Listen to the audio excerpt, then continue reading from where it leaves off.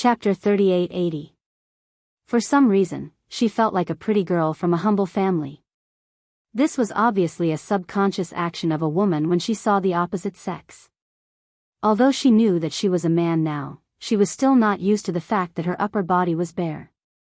Hua Jin had so many swimming trunks, but Liang Yin bought a pair of boxer trunks that could cover more of her body. However, compared to Liang Yin, she was still considered lucky. The most awkward person was Hua Jin. His swimsuit was personally chosen by Liang Yin. He had never seen it before. What? Protect. Guard. Of. Swim. Clothes. Was this AF** King swimsuit? If it wasn't a swimsuit, he would have thought it was a diving suit. Did it have to be so tightly wrapped? His figure wasn't that good, so there was no need to cover it so tightly. In Liang Yin's words, she was worried that he would accidentally expose himself. What the F*** was she worried about? She didn't have to choose such a tight one, did she? This was practically a diving suit. When Hua Jin changed into his swimsuit and walked out, Yun Shishir was sitting by the hot spring and drinking water. When she saw him wrapped up so tightly, she swallowed a mouthful of water and almost choked. Oh my God, Yun Shishir widened her eyes in shock. Liang Yin, you're not wearing a swimsuit, are you? Haha. Xiao Yichen burst out laughing and pointed at Hua Jin. We're here to soak in the hot spring, not to dive. Those who don't know would think that we're diving in the Maldives. Hua Jin cleared his throat awkwardly and walked into the hot spring gloomily. He found a corner and sat down. He had nowhere to vent his frustrations.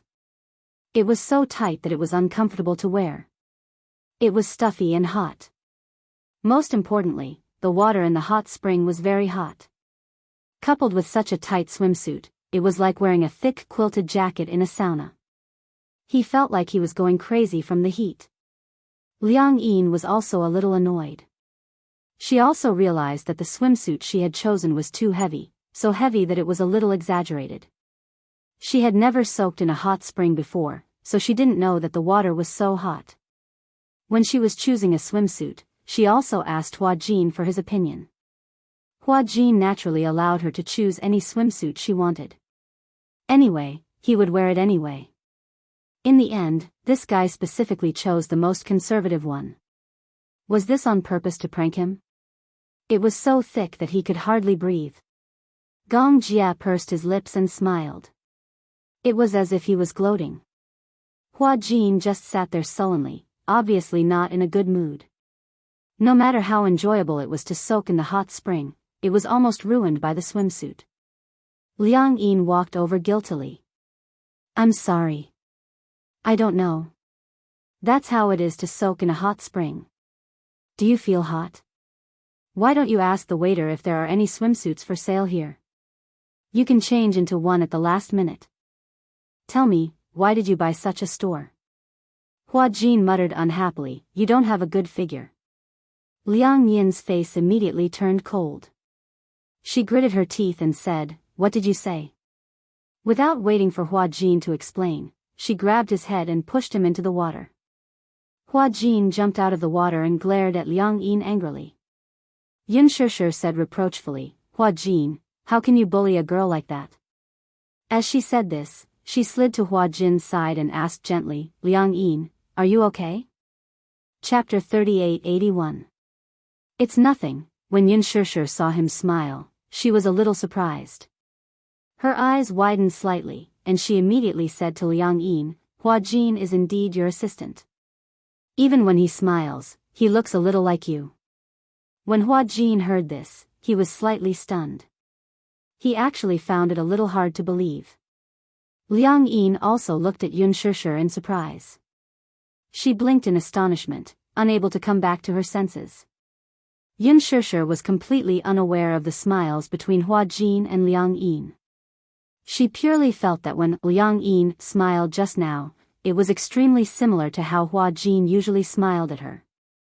Hua Jin was extremely touched. He didn't expect that even though he had changed into a different appearance, she would still remember.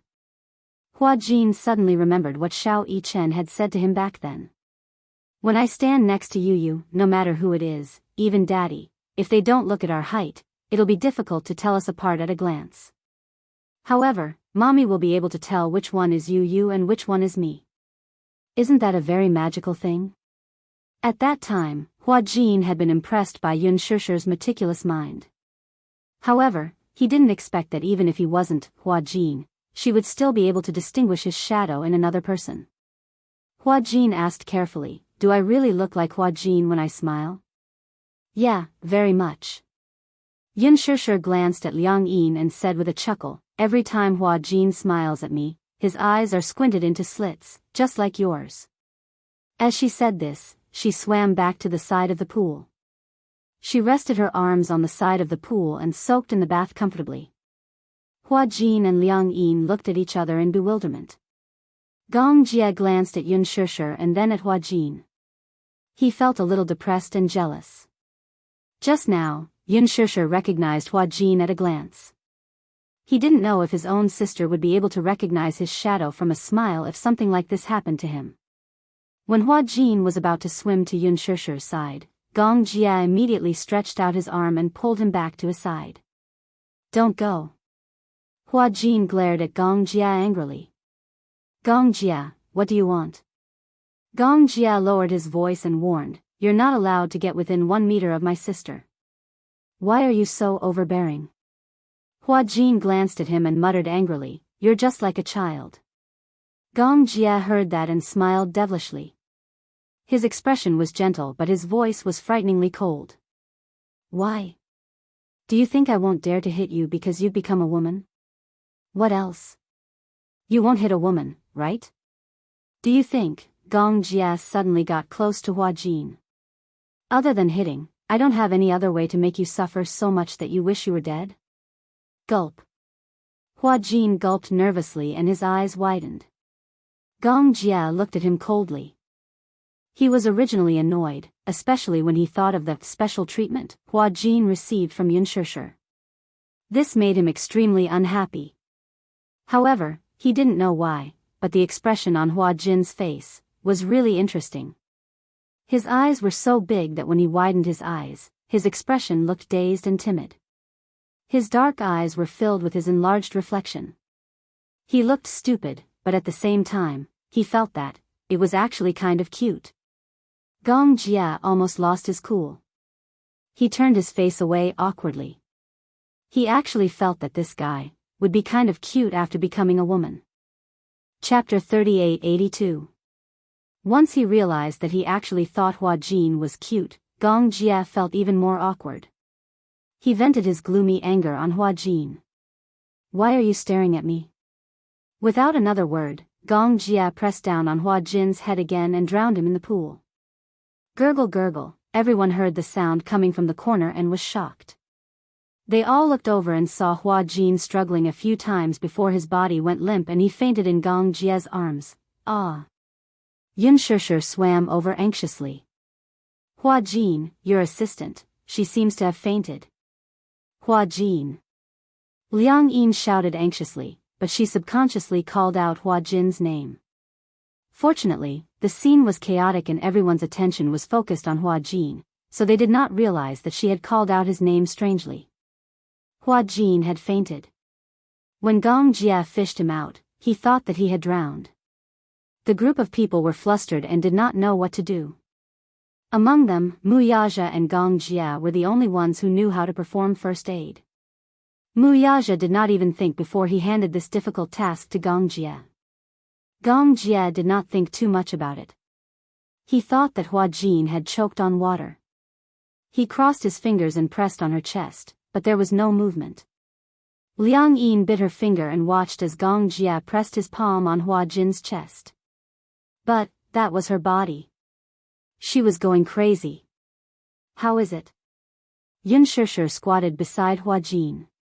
Seeing that he had no reaction, she said to Gong Jie worriedly, "Be careful. She's a girl and her bones are very fragile. Don't break her ribs." At the side, Liang Yin added, "That's right, that's right. A girl's bones are very fragile." Be careful not to break her bones. Most importantly, this was her body. She was still useful. Gong Jia looked depressed. It doesn't look like you're drowning. Yun Shishir said angrily, little Jia, she's just a girl. How could you be so cruel to her? Even if it's a joke, you can't play like this. What if someone dies? I know what I'm doing. Just as the group of people were staring at each other in bewilderment, Yu, who was at the side, looked at Hua Jin, who was lying on the ground with a flushed face, and asked suspiciously, could it be that he fainted from the heat? Also, I remember that there is an infirmary in the hotel. Yu glanced at Gong Jia and said coldly, instead of glaring at him, why don't we send him to the infirmary? When Hua Jin woke up and opened his eyes, he saw a light hanging above his head. He suddenly realized that he was on a big bed. A familiar voice came from beside him. You're awake? Hua Jin turned his head in horror and stared at Gong Jia, who was guarding by the bed, in despair. Why was this guy still haunting him? When Gong Jia saw Hua Jin looking at him as if he had seen a ghost, his expression turned even uglier.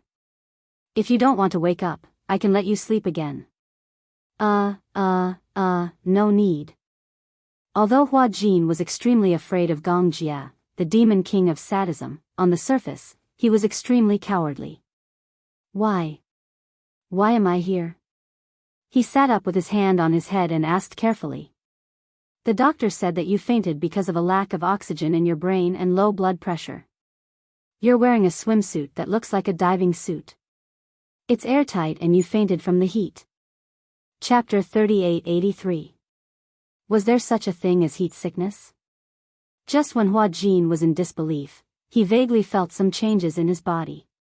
Where was his swimsuit? He lifted the blanket and saw that he had been changed into a bathrobe. His expression was even more horrified. This should be something that Liang Yin changed for me? Or... No. Yun Shishir did not know that he had swapped bodies with Liang Yin. Then, without knowing, she would never allow Liang Yin, who had become Hua Jin, to touch her body. It must be Yun Shishir who changed it for him. As if he had guessed what Hua Jin was thinking, Gong Jia snorted coldly. Dream on. What do you mean? I changed it for you. Hua Jin covered his crotch. Why are you the one who changed it for me? If not, who do you want to change it for you? The only person who was of the same gender was Yun Shishir. However, how could Gong Jia allow Yun Shishir to serve Hua Jin?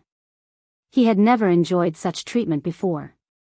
Hence, Gong Jia went against everyone's wishes and dragged Hua Jin back to the room. He took off his swimsuit and put on a bathrobe. Hua Jin thought hopelessly that Liang Yin must be hiding in a corner and crying in despair. Tomorrow, he must find him and bare his fangs. What a headache. Hua Jin was still a little wary.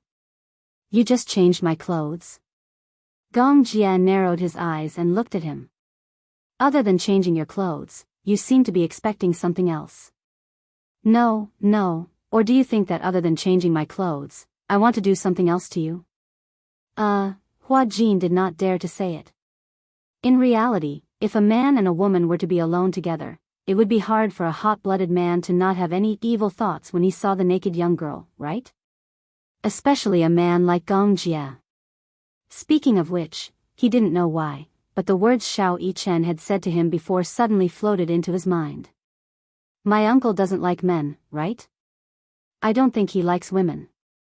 He doesn't seem to be interested in women. Hua Jin had some doubts. Could it be that this Gong Jia really doesn't like women? With that thought in mind, Hua Jin suddenly asked tentatively, Gong Jia responded with a hostile look. Young Master Gong. Young Master Gong. Let me ask you something. Hua Jin didn't know how to ask. After weighing his options, he finally asked, do you like women? Do you have that kind of physical reaction to women? Gong Jia's gaze became even more dangerous. Are you questioning my sexual orientation? I am not questioning your sexual orientation. I'm just discussing with you about this. What I mean is, if you have a reaction to women. Why don't I sleep on the floor while you sleep on the bed? We can't possibly sleep in the same bed as a single man and a single woman, can we? What if you pounced on me? However, Hua Jin didn't dare to ask the second half of his sentence. Gong Jie heard this and revealed an extremely evil smile. He suddenly approached him. Hua Jin leaned against the headboard and stared at him nervously. Gong Jie's arms were on both sides of him. Through the slightly open collar of his bathrobe, his well-defined chest and the firm lines of his arms were clearly visible. His entire body was emitting sex-inducing hormones. Chapter 3884. Hua Jin was so stiff that he didn't dare to move an inch. It was as if he was facing a lion that was eyeing him covetously. If he moved, the lion would pounce on him in the next second. Save life, Gong Jie stared at his face and finally spoke. You're afraid that I'll take advantage of you?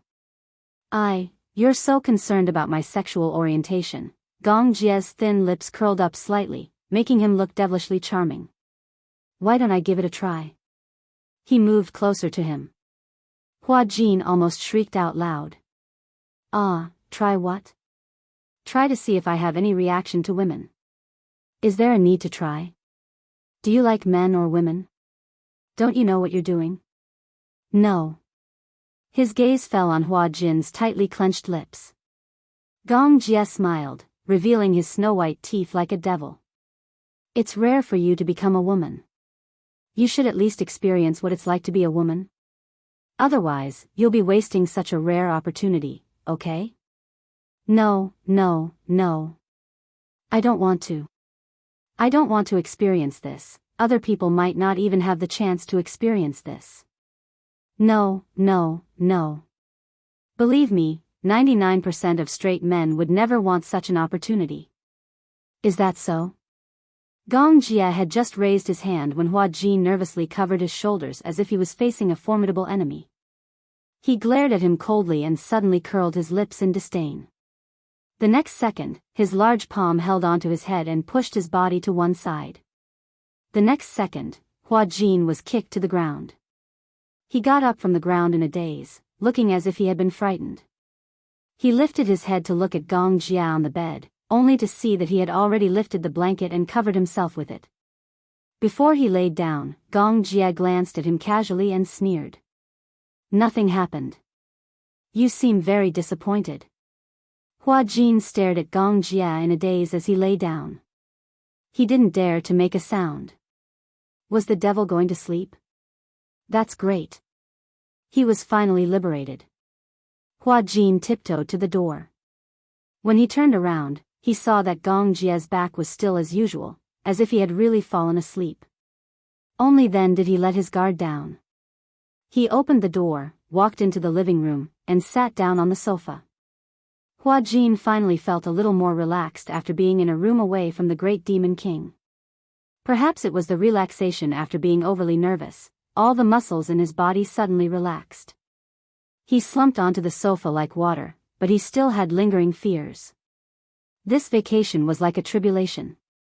When he thought about how he still had 3 days of vacation before he could return to the set, and how he would have to live under the same roof as Gong Jie for the next 3 days, he felt hopeless. God bless him. I hope that in the next 3 days, he will get along with Gong Jie peacefully. Amen. Forget it, let's sleep. After a day's journey, coupled with the incident at night, and being hit by Gong Jie, he was exhausted. The heater was on in the room, so he didn't feel cold. Hua Jin casually pulled a blanket and carefully covered his stomach before he fell asleep on the sofa. Chapter 3885. The next day, Yun Shishir and Mu Yaja brought the 2 little munchkins to the mountain early to pick tea leaves. The Mid-Mountain Hotel was located on Yuhuan Mountain, and on Yuhuan Mountain, there was a type of tea that grew on volcanic rocks called immortal tea. Legend had it that a long time ago, Lu Dongbin, immortal lady he and the other 8 immortals, after attending the Queen Mother's immortality peach banquet, toured the 4 seas to understand the mortal world.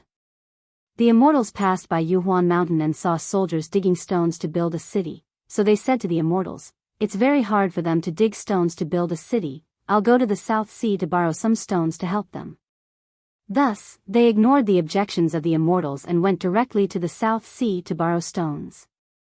The next day, Dongfang Harbor was white, and a large group of geese left the beach and headed towards Immortal Mountain.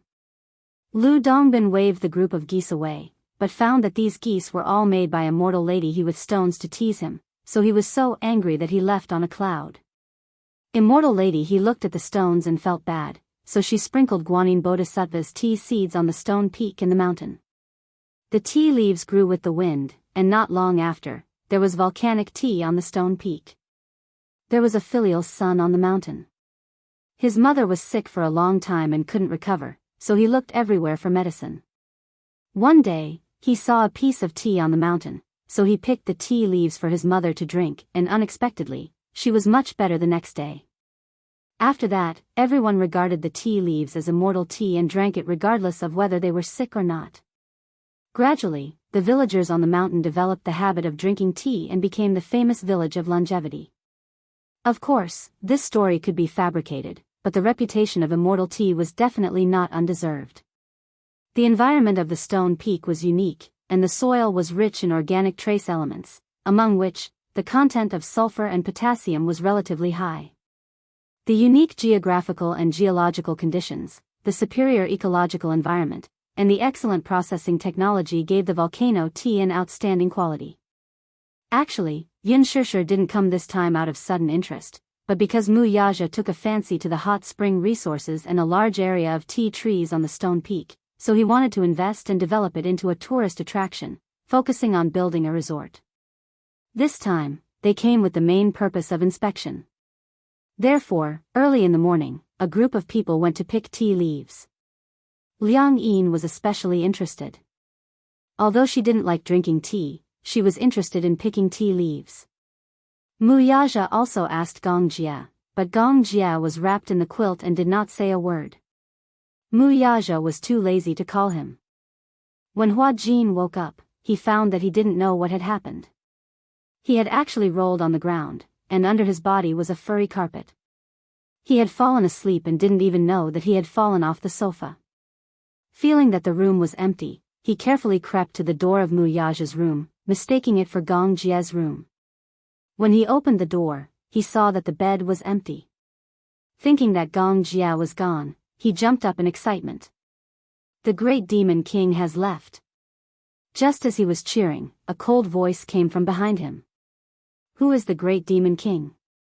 Hua Jin froze for a moment and turned around in a daze, only to see Gong Jia with slightly messy hair and a gloomy face. Gong Jia glared at him with an unfriendly face. Hua Jin took half a step back and immediately adapted to the situation, revealing a standard peasant smile. Young master, you're awake? Get lost. Oh. Chapter 3886. He could tell that Gong Jia's temper when he woke up was quite scary. However, it didn't matter, he tolerated it. It was already late. Since Gong Jia was already up, he must be planning to go out, right? Then, he could enjoy a rare moment of peace and quiet. There was a huge sunroom in the suite. There was a circular jacuzzi in the sunroom, surrounded by privacy glass. One could see the scenery outside but not inside from the outside. When Gong Jia left, he could lie leisurely in the bathtub, sipping champagne while looking at the beautiful scenery of the mountains. It was simply great bliss. This was more like a vacation. Hua Jin could already imagine the different kind of bliss lying in the bathtub. However, his beautiful dream was shattered very quickly. Gong Jia made a call in the bathroom and found out that Mu Yaja and Yin Shishir had gone to the mountains to pick tea leaves. Hence, he decided to rest in the room. Then, he walked straight to the sunroom and lay down in the bathtub. He poured a glass of Italian champagne that Hua Jin had been coveting for a long time. Holding the wine glass, he stretched out in the bathtub and enjoyed life. Hua Jin looked on eagerly from the side. His surf bathtub, his premium Italian champagne, how could life be so unpredictable? Hua Jin lay on the sofa resentfully. Gong Jia's icy voice sounded again. Come here. He seemed to be summoning him. Hua Jin sat up from the sofa reluctantly. He looked at him a little gloomily and asked foolishly, "What?" "Give me a shoulder massage." "A shoulder massage?" "Yeah, my neck is sore." The needle here was soft. Gong Jia was used to hard needles, so when he changed to a softer needle, his neck felt like it was going to collapse. Hua Jin said reluctantly, "Don't we have a massage technician? I'll give you a call and ask for service." Gong Jia snorted coldly. Hua Jin stood up immediately and walked behind him. He squatted down and swallowed his anger. "I'll give you a massage." He pinched the back of Gong Jia's neck with both hands and gently massaged it. However, he was cursing in his heart. Didn't this guy want to enslave him? Fine. He tolerated it. Ostracized. It must be ostracized. This guy must be jealous of his close relationship with Yun Shishir, so he targeted him. Too gentle. When Hua Jin heard this, he increased the strength of his grip. Gong Jia asked, "Is it because your hands are as soft as a woman's now that you're a woman?" Hua Jin pinched him. However, to Gong Jia, such strength was neither too light nor too heavy. It was neither painful nor itchy. From Hua Jin's point of view, Gong Jia was leaning against the side of the pool. His naked upper body accentuated his well-defined muscles and protruding chest, which made him look even more sexy. For a moment, Hua Jin couldn't take his eyes off him. He was envious. How did he train his muscles? He used to have the habit of going to the gym. However, no matter how much he trained, he couldn't train his muscles to be as exquisite as Gong Jia's. Hua Jin asked curiously, "How did you train your muscles?" "What? Do you go to the gym?" "I don't have the habit of going to the gym." "Then how did you get your muscles?" "Why, do you want them?" Hua Jin naturally felt envious. Chapter 3887. Hua Jin didn't say anything, but he felt envious. Hence, he kept staring at him. However, he suddenly realized that Gong Jia's deep gaze had landed on his side profile. He snorted and asked, "What are you doing? Have you seen enough? I see that you've been staring at me." Gong Jia asked again, "How long are you going to stare at me?" Hua Jin turned his face away awkwardly, stood up and walked to one side. He said unhappily, "Do you think I want to look?" "Even if you don't want to look, you've been staring at me for a long time." As he said that, Gong Jia stood up from the bathtub and wiped his body with a towel. Then, he put on a bathrobe and stepped out of the bathtub. Fine water droplets slid down his skin bit by bit. Gong Jia walked in front of him and looked at him fixedly. Hua Jin didn't know where to look and just stared at him blankly. "You. Why are you staring at me?" Gong Jia said this out of the blue. "I realized that you're quite pretty." Boom. This sentence made Hua Jin's entire body stiffen. So much so that all the blood in his body flowed to the top of his head and his face was so red that it looked like blood was going to come out. Gong Jia saw that his face was even redder and for a moment, he felt that it was more interesting. Standing in front of him was Liang Yin. Even though he knew that although it was a woman's body, the essence was still Hua Jin. However, he didn't know why, but he didn't feel that it was out of place at all. "You've blended in well with this body." When Hua Jin heard this, he was stunned. "What do you mean? After you've turned into a woman, you're really like that?" As Gong Jia said this, he suddenly chuckled and walked closer to him. "What's the experience of being a woman?" Hua Jin looked awkward as he retreated, trying to avoid him. Gong Jia stretched out his arms and trapped him between his arms, blocking his escape route. Hua Jin shrunk his shoulders in vigilance, looking extremely vigilant. "Gong Jia, is it fun to tease me?" "Tease?" Gong Jia frowned and recalled, "I remember someone seriously questioning my sexual orientation yesterday. Why don't I take this opportunity to prove to you what my sexual orientation is?" Hua Jin was furious. "Gong Jia, don't make such a joke." Before he could finish his words, Gong Jia suddenly grabbed his collar and pressed him down on the sofa. Before Hua Jin could accept the fact that he had been pushed down by a man, he heard his fragrant voice. "I'm serious." Hua Jin's brain instantly crashed. He subconsciously clenched his fist and swung it at his face.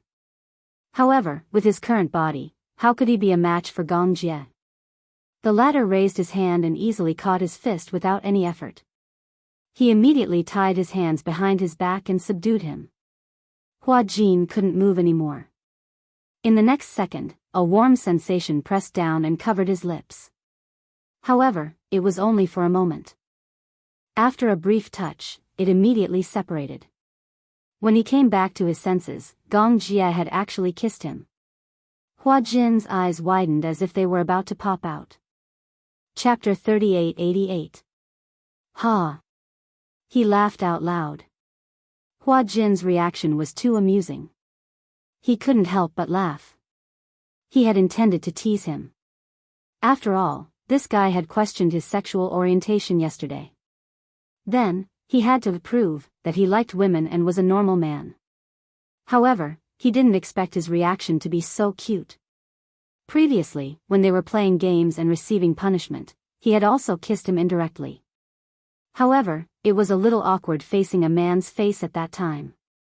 Now that Hua Jin had become of a woman, however, this sense of repulsion vanished in an instant. Gong Jie. Hua Jin was so angry that he gritted his teeth and asked, "Is it fun? Is it fun to bully people like this?" "Yeah, it doesn't feel bad. You. This lawless devil incarnate." Hua Jin pushed him away violently. He raised his hand and rubbed his mouth with the back of his hand. His mouth was very tender, like a flower petal. After he rubbed it, it turned red and swollen, as if it had been spicy. When Gong Jie saw this, he couldn't help but laugh again. However, because of this laugh, Hua Jin couldn't help but be stunned. It was rare for him to see Gong Jie laugh like this. He had to admit that when he laughed, he looked very good. He had a heroic spirit. Although he and Yun Shishir were twins, their facial features were very similar. However, his features were more heroic and devilish. It was a beauty that was between the sexes. He was very beautiful. When he laughed, there was a faint dimple at the corner of his lips. This dimple was too small.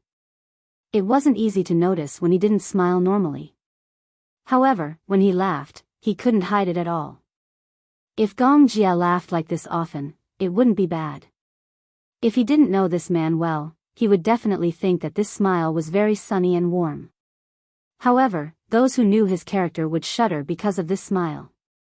They always felt that when he smiled, even if he looked at the sun, there was always a hint of evil and sinister intent. Seeing him smile like this made his hair stand on end. Hua Jin turned his head awkwardly, stood up, walked to the door, and muttered, "Pervert." With that, he opened the door and walked out, slamming the door behind him. Gong Jie did not know where he got the courage to use these two words on him. However, he was tactful enough to run away as soon as he finished speaking. Gong Jie was too lazy to care about him. He lay down on the sofa, picked up the remote control on the coffee table, turned on the TV, and watched it. Outside the door, Hua Jin left the room, not knowing where to go. The hotel had a lobby and a tea pavilion that looked like a garden in the sky. He might as well sit there and pass the time. When Yun Shishir came back, he would look at the specific arrangements. Thus, he sat down and ordered a cup of tea. However, his guilty conscience did not calm down for a long time. Thinking back to that Gong Jie kiss just now, he felt uncomfortable in his heart. He felt that, as a man, he was actually being teased by another man. This feeling was not good at all. Yun Shishir came back after picking the tea leaves. When she passed by the tea pavilion, she saw Hua Jin sitting in the tea pavilion, holding his chin with both hands as he stared at the mountain scenery in a daze. Chapter 3889. She walked over and patted him lightly on the shoulder. Liang Yin. Hua Jin was in a daze.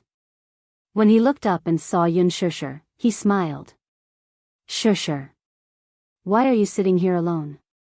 I didn't see you get up to pick tea with us in the morning." "Oh, I was still sleeping in the morning. I didn't know that you went to pick tea." "I see. Yun Shishir smiled. We bought tea cakes. Tea cakes? Yeah. Yun Shishir took out a tea cake from the box, broke off a small piece, and handed it to Hua Jin. Hua Jin looked at the tea cake in his hand and asked curiously, "What is this?" Before Yun Shishir could speak, Yu explained kindly, "This is a tea cake. Of course, it's edible." "Yeah, really? Smell it. It smells good. I ate 2 tea cakes. When I bite into them, it's crispy and fragrant. But it's quite delicious." "Yeah." Hua Jin immediately took a bite. In an instant, the fragrance of the tea filled his mouth. It was crispy and fragrant. When he bit into it, the tea leaves that had been dry and brittle immediately broke apart. The tea leaves and tea stems emitted a mesmerizing fragrance in his mouth.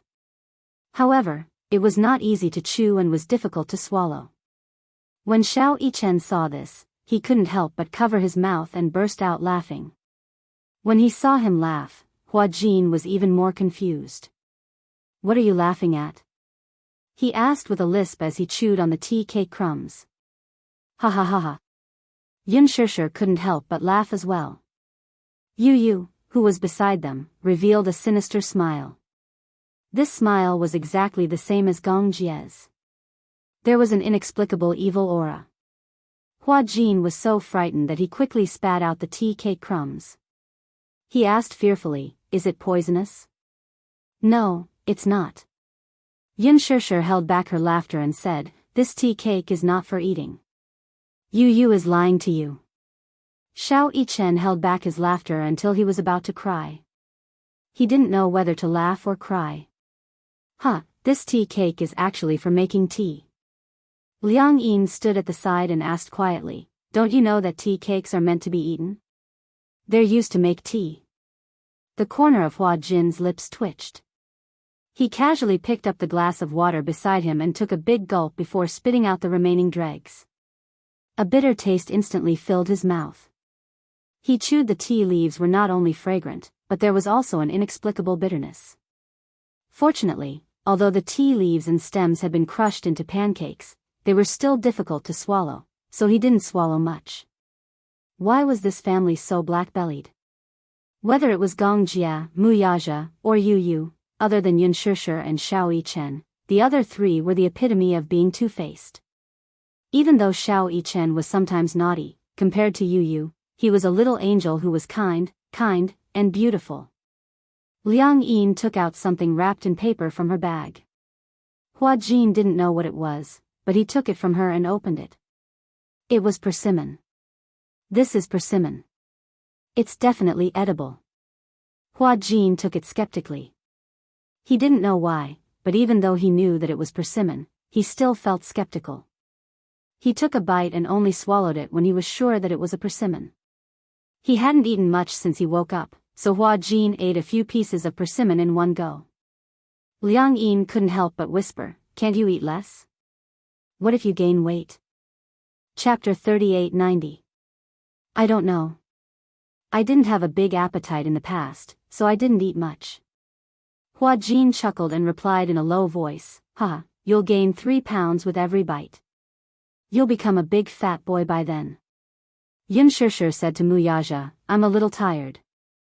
I want to go back to my room first. Lisa is still waiting for me there." "Oh, right. Why don't we?" Hua Jin suddenly raised his hand and suggested, "Why don't I sleep in the same room as Lisa tonight?" Liang Yin asked curiously, "You want to change rooms?" "Yes." Hua Jin continued, "If it doesn't work out, Lisa and Liang. Hua Jin and I will share a room. Sure, you and Chairman Mu will share a room. Yu, Xiao Yichen and Gong Jia will share a room. Isn't this a reasonable arrangement?" Yun Shishir furrowed her brows and was a little conflicted. "Lisa only wants to share a room with me." Then, Hua Jin continued, "Chairman Mu, it's good for you to share a room with Shishir. My room isn't a suite. There's only one bed." What about Xiao Yichen and Yu?" "We do have 2 beds, but Yu wants 1 bed each. But it'll be a little cramped if Daddy and I sleep together," Yu Yu and Xiao Yichen's room was a standard children's room. The beds were two-tiered bunk beds. If Muyaja slept there, she didn't know where to place her long legs that could break through the sky. Liang Yin and Xiao Yichen squeezed into the bottom bunk. Hua Jin was even more speechless. He was conflicted. He didn't want to share a room with Gong Jia. Although it was not the same bed, it was still uncomfortable to sleep on the sofa. However, he wanted to stay as far away as possible from that devil, Gong Jia. Muyaja asked, "What's wrong? Are you uncomfortable sleeping on the sofa?" Yun Shishir raised her eyebrows strangely. "Hey, were you the one who slept on the sofa last night?" Hua Jin nodded his head in grievance, almost wiping away his tears. "Gong Jia bullied me. Didn't he say that he would let you sleep on his bed?" Yun Shishir said righteously, "Wait here. I'll go talk to him." "Ah, no need." Hua Jin quickly stopped her. If Gong Jia knew that he and Yun Shishir had secretly complained, he didn't know how he would punish him. "I've thought about it. Actually, sleeping on the sofa is pretty good. There's no need to go through so much trouble. Anyway, the sofa is very big. I don't feel bad sleeping on it. It's pretty good." Although he was smiling on the surface, he was actually more depressed than eating Chinese gold thread. However, there was no other way. Hua Jin held the teacup in grievance and took a sip. Thinking about how he still had 3 days to face Gong Jia, he felt a headache coming on.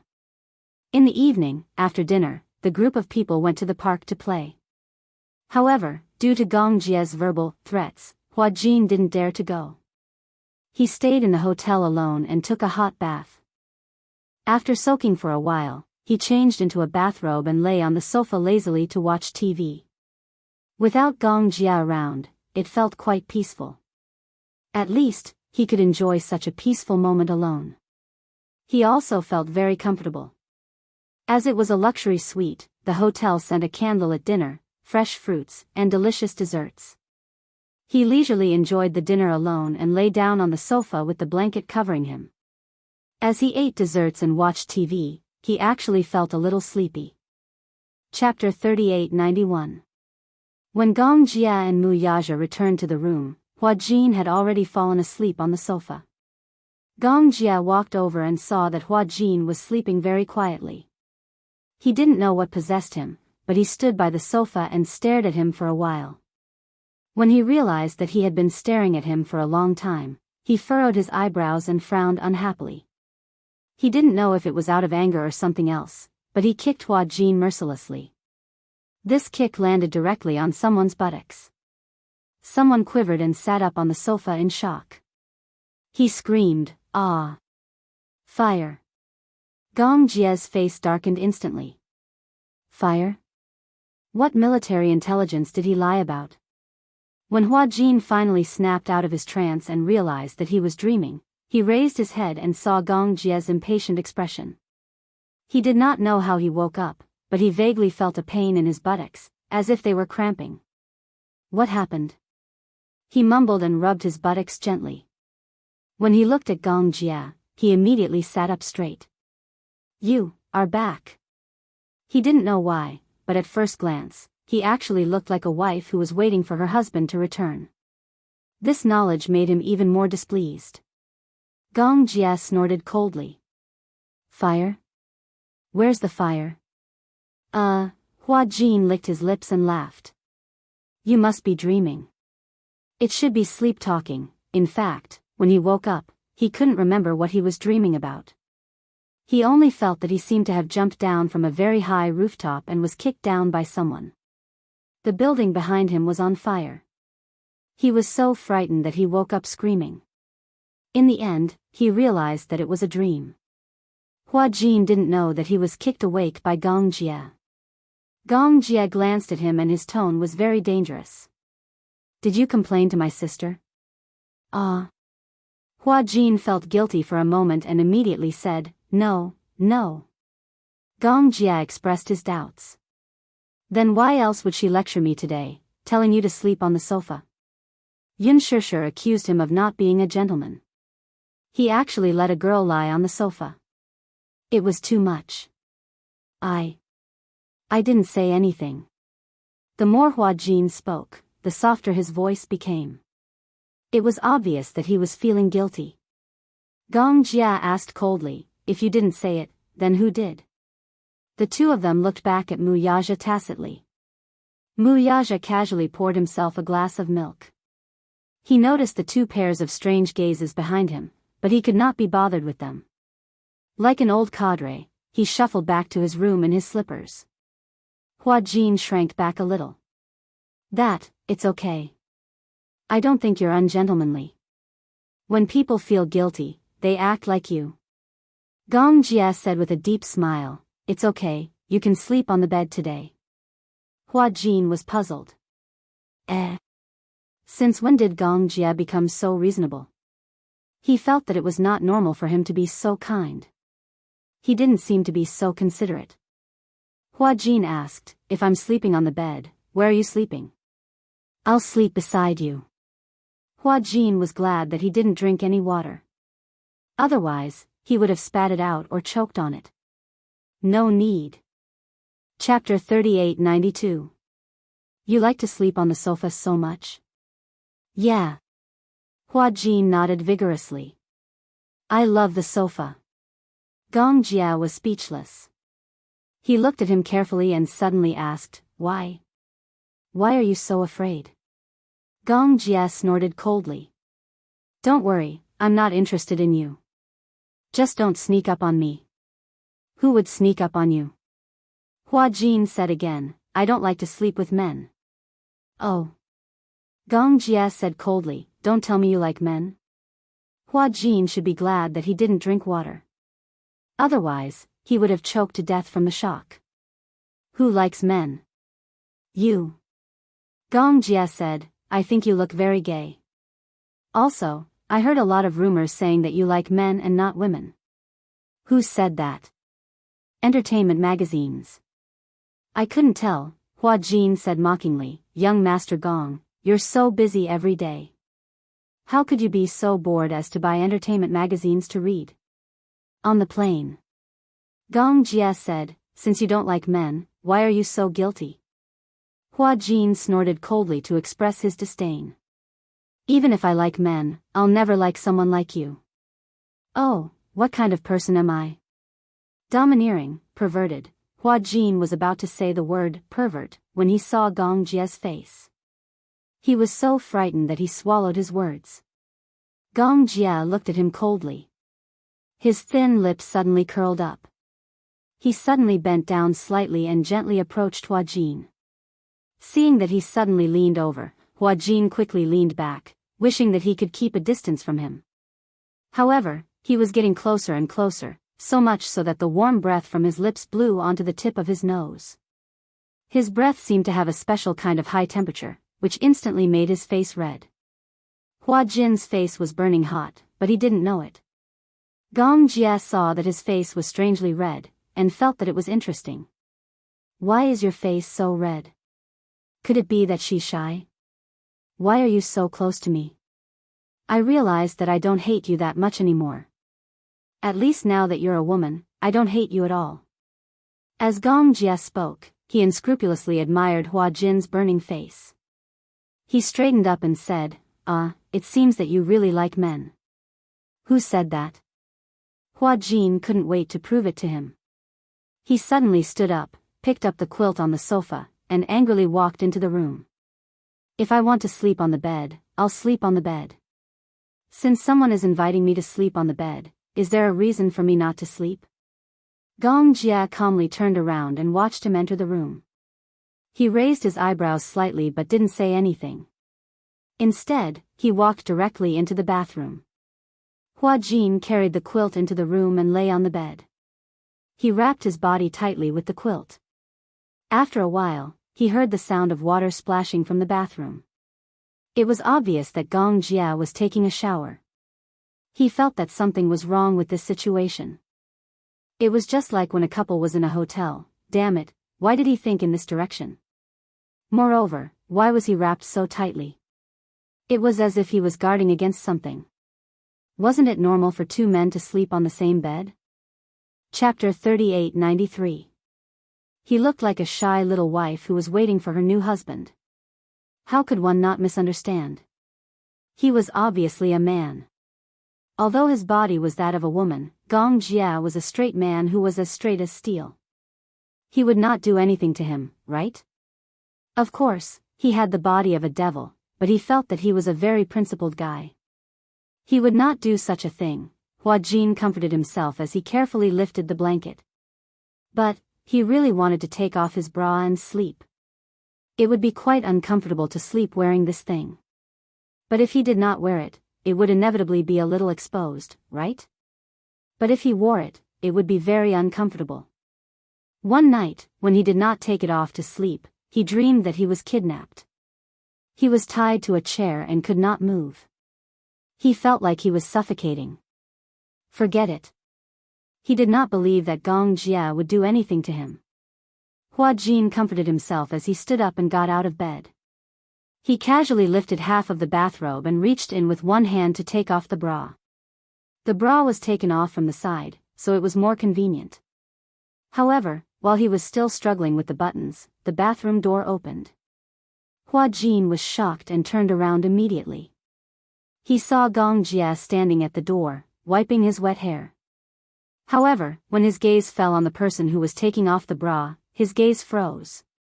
Gong Jia was also stunned. He originally thought that Hua Jin was lying on the bed, probably covering himself tightly as if he was guarding against a thief. He did not expect that he was actually taking off. Gong Jia raised his eyebrows. He, on the other hand, was a little wary. Could it be that this guy really liked men? So, from the beginning to the end, he was playing hard to get? With this thought, Gong Jia could not help but reevaluate a certain someone. She recalled the time when they used to play punishment games. Whenever they were separated by a piece of tissue, Hua Jin's face would turn red as if he was shy. A normal man would be annoyed by that. Why would he show such a shy expression? Could it be? Gong Jia narrowed his eyes in horror at the thought. Are you that impatient? When Hua Jin heard this, he immediately pulled his clothes together and looked at him warily. Why didn't you say anything when you came out? Also, what do you mean by can't wait? Since you're not impatient, why are you taking off your clothes? Hua Jin felt that he was at a loss for words. What? Did I see through you? Gong Jia snorted, disgusting. You're the disgusting one. Hua Jin was completely enraged. I like women. Do you think I'm like you, someone who doesn't like men or women? Gong Jia gracefully sat down on the bed, tilted his head and looked at him, but let out a disdainful sneer. Not just any woman can catch my eye. If being picky was a sin, then he would rather commit an unforgivable sin than find a woman casually. Hearing his disdainful tone, Hua Jin suddenly laughed mischievously. Don't tell me that young Master Gong is still a little chunky. You seem to care a lot about whether I'm a chunky or not. Gong Jia's words were always able to force Hua Jin into a dead end. Hua Jin did not want to bother with him anymore. He walked to the bed and made a dividing line in the middle with a blanket, dividing the bed into two. Chapter 3894. What's this? Demarcation line.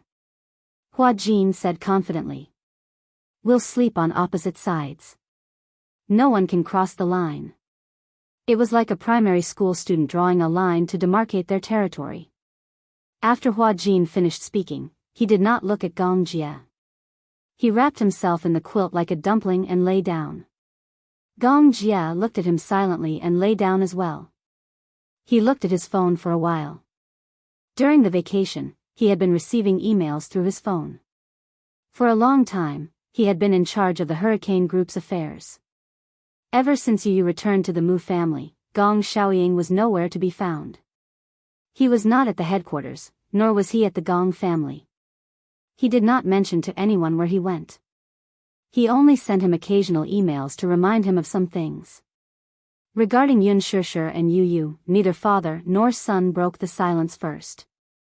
Gong Jia did not know how to bring it up. He had mixed feelings. Gong Xiaoying obviously wanted to avoid it. When he learned that Yu Yu and Lisa had returned to the Mu family safely, he did not ask anymore. Obviously, he was avoiding it. Yun Shishir and Gong Jie had mentioned that they wanted to negotiate seriously with Gong Xiaoying. Rather than a negotiation, it was more like a complete breakdown of their father-daughter relationship. They wanted to cut off their relationship cleanly. Gong Xiaoying also knew that Yun Shishir wanted to cut off their father-daughter relationship. It was as if she was running away. After that, she disappeared without a trace. If it were not for the occasional emails, Gong Jia would have been worried that Gong Xiaoying had met with an accident. Gong Xiaoying was not around, so Gong Jia had the final say in the Gong family's affairs. The matter about the Wurt region was temporarily put on hold. The Deva plan was also put on hold for a long time because of Yu Yu. However, Gong Jia was not in a hurry to start the plan again. He enjoyed such peaceful days. In the past, he was busy with business and expanding the territory of the Hurricane Group. Now, perhaps Yun Shishir had given him the warmth of a family, so he could not bear to break it. Therefore, whenever he was free, he would go back to the country. Yun Shishir even laughed at him for not doing his job. Recently, the Hurricane Group was not peaceful. No one knew where Gong Xiaoying went. Some of the relatives thought that Gong Xiaoying had met with an accident, but the Gong family had been hiding it. Therefore, they guessed that Gong Jia wanted to take power, so they deliberately hid Gong's whereabouts and the situation. Gong Jia, however, was dismissive. Of course, it wasn't that he wasn't ambitious. He had thought about the Gong family before. He wanted to obtain the highest authority in the Gong family, but he didn't want to use such despicable methods. In terms of ability and means, he would not lose to anyone. There were no emails in his mailbox. Gong Jia felt sleepy and put down his phone. Just as he was about to turn off the lights, he heard a light snoring sound from under the blanket beside him. He turned his head and looked at the bulging blanket. He could vaguely see Hua Jin's curled-up sleeping figure. The heater was on in the room. He was still wrapped in the blanket, but he did not feel stuffy. Gong Jia lifted the blanket curiously and saw Hua Jin's sleeping face. Chapter 3895. Gong Jia couldn't help but reach out his hand, trying to tuck Tang Yu's hair behind his ear. But when his fingertips touched Tang Yu's cheek, he immediately retracted his hand as if he had been electrocuted. The next day, when Hua Jin woke up in a daze, he felt a chill on his body. He looked up and found that his quilt had slipped to the ground. But fortunately, the bathrobe was still there. Hua Jin sat up. He didn't know how the quilt fell to the ground. Maybe it was because it was too hot, so he kicked the quilt to the ground in the middle of the night. He turned around and saw that Gong Jia was still asleep. But when he faced him, Hua Jin could easily see Gong Jia's thick eyelashes. Dense and dark. No wonder he gave off a particularly evil feeling. With such dense eyelashes, at a glance, it looked like he was wearing heavy eyeliner. Tang Yu unconsciously stared at him for a long time. It wasn't until his phone suddenly rang that he reacted. He felt a little guilty and flustered, as if he had done something he shouldn't have. When he braced himself and picked up the phone, Qin Zhou's cold voice came through. "Are you still on vacation?" "Ah. I'm still here. In 3 days, I'll return to the set. We're preparing to release a statement to fight back." Hua Jin was quite excited when he heard this. "Have you got all the evidence on Tang Yu?" "Almost. Now Tang Yu has the upper hand." "Upper hand?" "Yes. But you should know that the higher you stand, the more painful it is to fall." "Understood." After hanging up the phone, Hua Jin walked to the balcony, sat up on the deck chair, and began to read the news. In the past few days, the team behind Tang Yu had been hyping up on the internet. They bombarded Hua Jin on the internet, listing the 5 deadly sins of Hua Jin. 1. Messy personal life. They didn't know where they dug up old news about Hua Jin and Lin Shuya. They even found news about Hua Jin being a kept man. Other than his ambiguous relationship with his fans while filming, they also pointed to the female fan's suicide incident. They twisted the truth and said that this fan was Hua Jin's secret lover and that she was pregnant with Hua Jin's child. If it weren't for Hua Jin's assistant driving her away coldly, the female fan wouldn't have jumped off the building in despair. 2. The production crew is acting like a big shot. In the past, when Hua Jin was in the crew, it was common for him to act like a big shot. He even bullied the crew members. 3. Bully newbies. Tang Yu's team spread rumors. When Tang Yu was in the crew, Hua Jin often used his identity as the male lead to humiliate Tang Yu. He didn't put Tang Yu, his agent, and his assistant in his eyes. He even slapped Tang Yu in front of his assistant. Tang Yu's assistant even complained on Weibo that Hua Jin was too much and slapped Tang Yu 3 times in front of his assistant. 4. Hua Jin's acting skills are bad. Tang Yu's team touted Tang Yu's acting skills while criticizing Hua Jin's. They even accused him of being the most popular costume actor in the entertainment industry for not honing his acting skills by relying on his delicate and pretty face to earn the highest salary in the production team despite his lousy acting skills. 5. The quality of his fans is bad. Hua Jin's fans impeached Tang Yu on the internet, accusing him of using Hua Jin's fame to create hype. They even insulted Tang Yu on Weibo. Chapter 3896. During this time, Hua Jin didn't look at the news on the internet. Because Qin Zhou told him not to look, Hua Jin didn't look at it to avoid messing up his mood. As a result, Hua Jin almost exploded when he saw it. What was this? Was Tang Yu looking for death? How dare he do this to him? Endure, he endured. When he returned to Beijing, he would confront Tang Yu. On the bed, Gong Jia opened his eyes. He had woken up. He turned around and glanced at Hua Jin's angry back on the balcony. He furrowed his brows, turned over and went back to sleep. 2 days later, Hua Jin and Liang Yin returned to the set early. Qin Zhou was already waiting for them at the set and explained everything to them. At first, Liang Yin found it hard to accept. She didn't expect Tang Yu to be so excessive. He indiscriminately pushed the blame to Hua Jin and even smeared Hua Jin's reputation. Qin Zhou sneered, if Tang Yu could face his mistakes and admit that he was the one who caused this, it wouldn't be a big deal. But look at his behavior. He actually dared to go against Huan Yu. He's looking for death. Hua Jin also said hatefully, this Tang Yu, he just debuted not long ago. How can he be so ruthless? Yes. Do you know who's behind Tang Yu? Who? Huan Yu's rival, Sunhai Entertainment. Sunhai? 10 years ago, Sunhai Entertainment mainly focused on the music industry. They signed many singers. Many singers and groups that were popular all over Asia were artists under Sunhai Entertainment.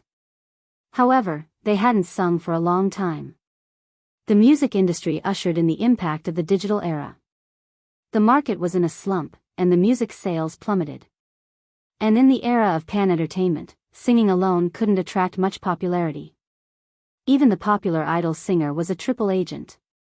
He acted in movies, TV dramas, and sang the theme songs of movies and TV dramas. That was the only way to stabilize his fans and popularity. As for professional singers, if they didn't have powerful resources, they wouldn't be able to establish themselves in the entertainment industry. As a result, Sunhai made a strategic change and shifted his focus from the record company to the film industry. He invested in several films and dramas, but in the face of Huan Yu's suppression and domination, he was powerless to compete with Huan Yu. Huan Yu began to build up Hua Jin. Under Qin Zhou's suggestion, they supported Hua Jin. Therefore, Sunhai also signed a group of fresh meat, including the newly signed Tang Yu. Tang Yu's appearance was the best among Sunhai's new recruits. Therefore, Sunhai put a lot of effort into promoting him. However, since she had stepped into the entertainment industry, she naturally could not escape the unspoken rules if she wanted to climb up the social ladder. No matter how good one's aptitude was, if there were no resources, then the unspoken rules would be unavoidable. Qin Zhou had already gotten hold of a batch of Tang Yu's black material. He was just waiting for the critical moment to release it. The PR team had already concocted a batch of press releases, waiting for Tang Yu's team to get carried away. Qin Zhou and Hua Jin communicated for a long time and taught Liang Yin how to cooperate. The next day, the show officially started. Chapter 3897. On the same day, Hua Jin saw the news from Huan Yu's media account. Only then did he know that Qin Zhou had instructed several reporters to take a few photos of Tang Yu and his fans entering and leaving the hotel room together. And they didn't leave the hotel for 2 nights. Although it was secretly taken, the photos were very clear. With clear facial features, it was easy to recognize that the man in the photo was Tang Yu himself. In the photo, 2 people were circled in red. After zooming in, even if the pixels were limited, the other girl was actually the girl who jumped off the building that day. Previously, because Sunhai exposed that the girl and Hua Jin had an affair, the child in her belly was Hua Jin's child. So, unscrupulous media sneaked into the morgue and secretly took photos of the girl's face. Although it didn't take long for the internet police to withdraw the photos had already spread widely on the internet.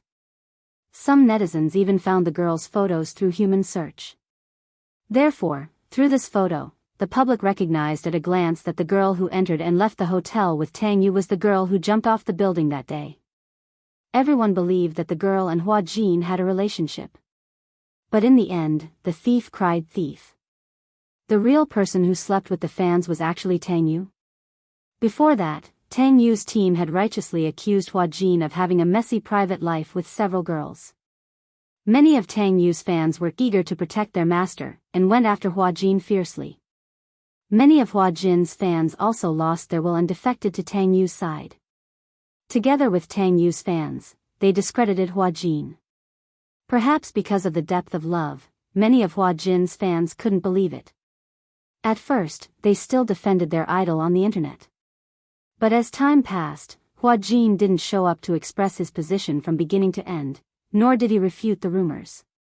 The public took it for granted that Hua Jin was too guilty and didn't dare to admit it. Therefore, he wanted to deal with it coldly. The fans were suffering as they waited. Many of them stopped being fans, thinking that they loved the wrong idol. However, there were still a large number of fans who firmly believed that Hua Jin did not do such an immoral thing. Now, Huan Yu had publicly clarified that the previous period of silence was because they were secretly gathering evidence. When the evidence was conclusive, they would announce it all together. Who knew how many haters would be slapped in the face? This was also one of Qin Zhou's strategies. Through this matter, he could stabilize his fan base. Previously, the loyal fans would firmly defend Hua Jin. Through this incident, the fans' trust in Hua Jin was further strengthened, and a group of fans who weren't loyal enough were eliminated. At the same time, it created a tolerant and steady side of Hua Jin. As for those fans who left because of distrust, they would feel guilty towards their idol and become even more loyal to Hua Jin. One had to admit that Qin Zhou's methods were brilliant. After fiercely attacking this rumor, the other accusations would collapse on their own even without Huan Yu showing up. When a person told a lot of lies, even if they were half true and half false, then when that person's lies were ruthlessly attacked, the other words that were said, even if some of them were true, would no longer be believed. If one sentence was false, no matter how true the other words were, no one would believe it. Chapter 3898. Tang Yu's manager was furious. Where did these sneaky photos come from? How did Huan Yu get hold of these photos? Even Tang Yu himself didn't expect that he would be secretly photographed by the reporters when he brought his fans into the hotel. He thought that since he wasn't famous, the paparazzi wouldn't bother to wait for him, so he was fearless. In fact, this was Qin Zhou's doing. Ever since Hua Jin joined the cast, Qin Zhou had sent several reporters to pretend to be Hua Jin's assistant and makeup artist. In fact, they were reporters who secretly took photos of many of the artists in the cast. However, he had been holding it in his hands all this time and didn't expose it. If people don't offend me, I won't offend them. Qin Zhou had always believed in the truth of protecting himself and never took the initiative to cause trouble. After all, it was easy for artists to survive in this industry. He was rarely willing to provoke others. But if others came to offend him, then he might not be polite. It was obvious that Tang Yu's team wanted to kill Hua Jin.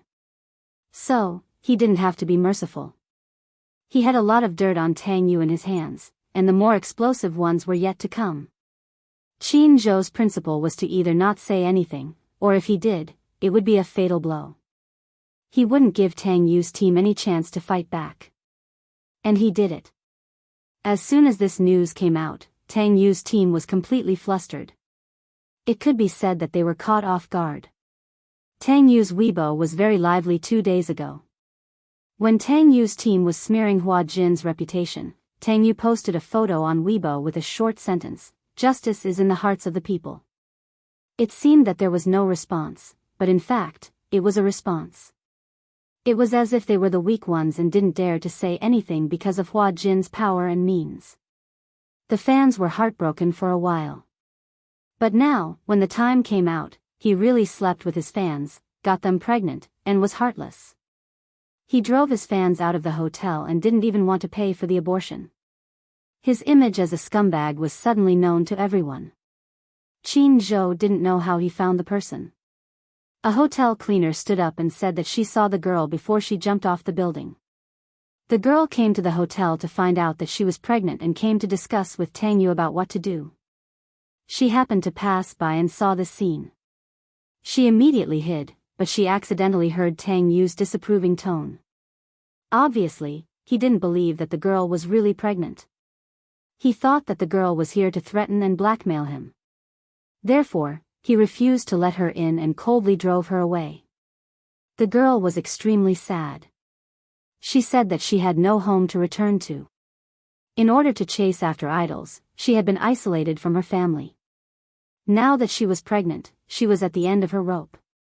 However, Tang Yu clearly said that he was on the rise now. His image was very important. He would never allow her to be his stumbling block. The girl was so sad that she was utterly defeated. She stumbled and left.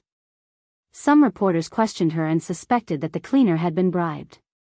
However, the cleaner was very magnanimous. She even said that what she said was the truth and that she was willing to bear all the legal responsibilities. Therefore, with this sentence, Tang Yu's so-called lawyer's letter seemed weak and feeble.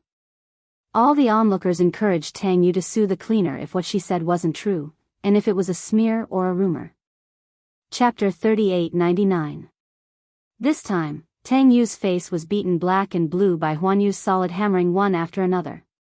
Tang Yu's manager cursed Qin Zhou. This Qin Zhou was young, in his early 30s, but his methods were impressive. He had already laid out a backup plan. How could Tang Yu know that Qin Zhou had already sent people to watch him from the first day he joined the crew? Photos after photos were placed in front of him. He wanted to clear his name, but he couldn't. And Hua Jin's Weibo was personally managed by Qin Zhou. Of course, in this segment, Hua Jin had to act as a victim. For example, because of this incident, in the face of public opinion crisis, he endured the grievances and kept silent. Until the truth came out, the fans felt even more sorry for Hua Jin's grievances. Since there were facts and evidence to prove that the girl who jumped off the building had nothing to do with Hua Jin. Then, in the video that was released that day, Hua Jin was talking to the girl, and even showing concern. For a moment, Hua Jin's kind image was solidified. What a celebrity in the entertainment industry needed the most was positive energy. Just when Tang Yu was still thinking about this matter and racking his brains on how to get through this public relations crisis, Huan Yu once again released negative information about Tang Yu.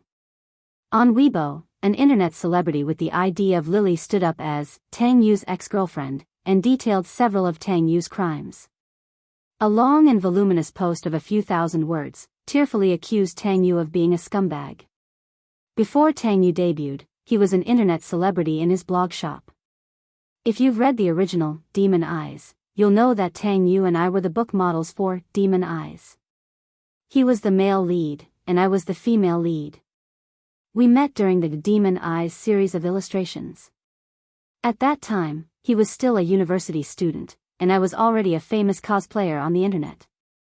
At that time, he was very young and immature, but on the surface, he was a sunny and handsome guy. Just like that, we fell in love.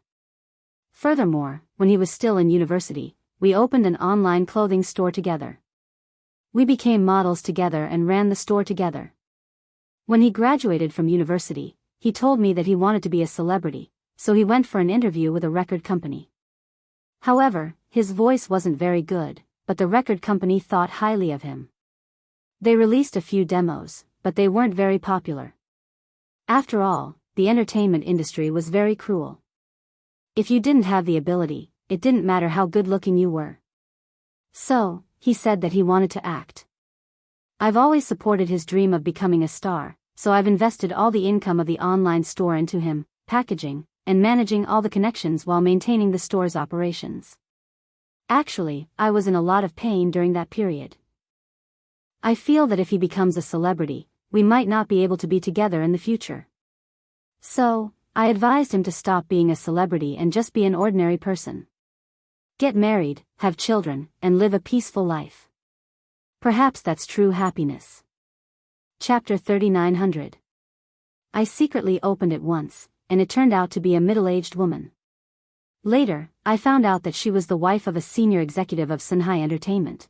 2 years ago, I was pregnant, and I told him about it. Actually, I didn't want to be pregnant, but I kept asking him to use contraceptive measures, but he refused. He said that it was uncomfortable to wear condoms, and that it wouldn't be easy to get pregnant. I didn't understand, so I believed him. He asked me to have an abortion, and he acted like he was in pain. But, I accidentally checked the chat records, and he said that I was trying to kill him by getting pregnant. It was also at that time that I found out that he was having an affair with a lot of big shots in the entertainment industry. I didn't understand at that time. It wasn't until after we broke up that I found out that he was willing to accept the unspoken rules in order to become famous.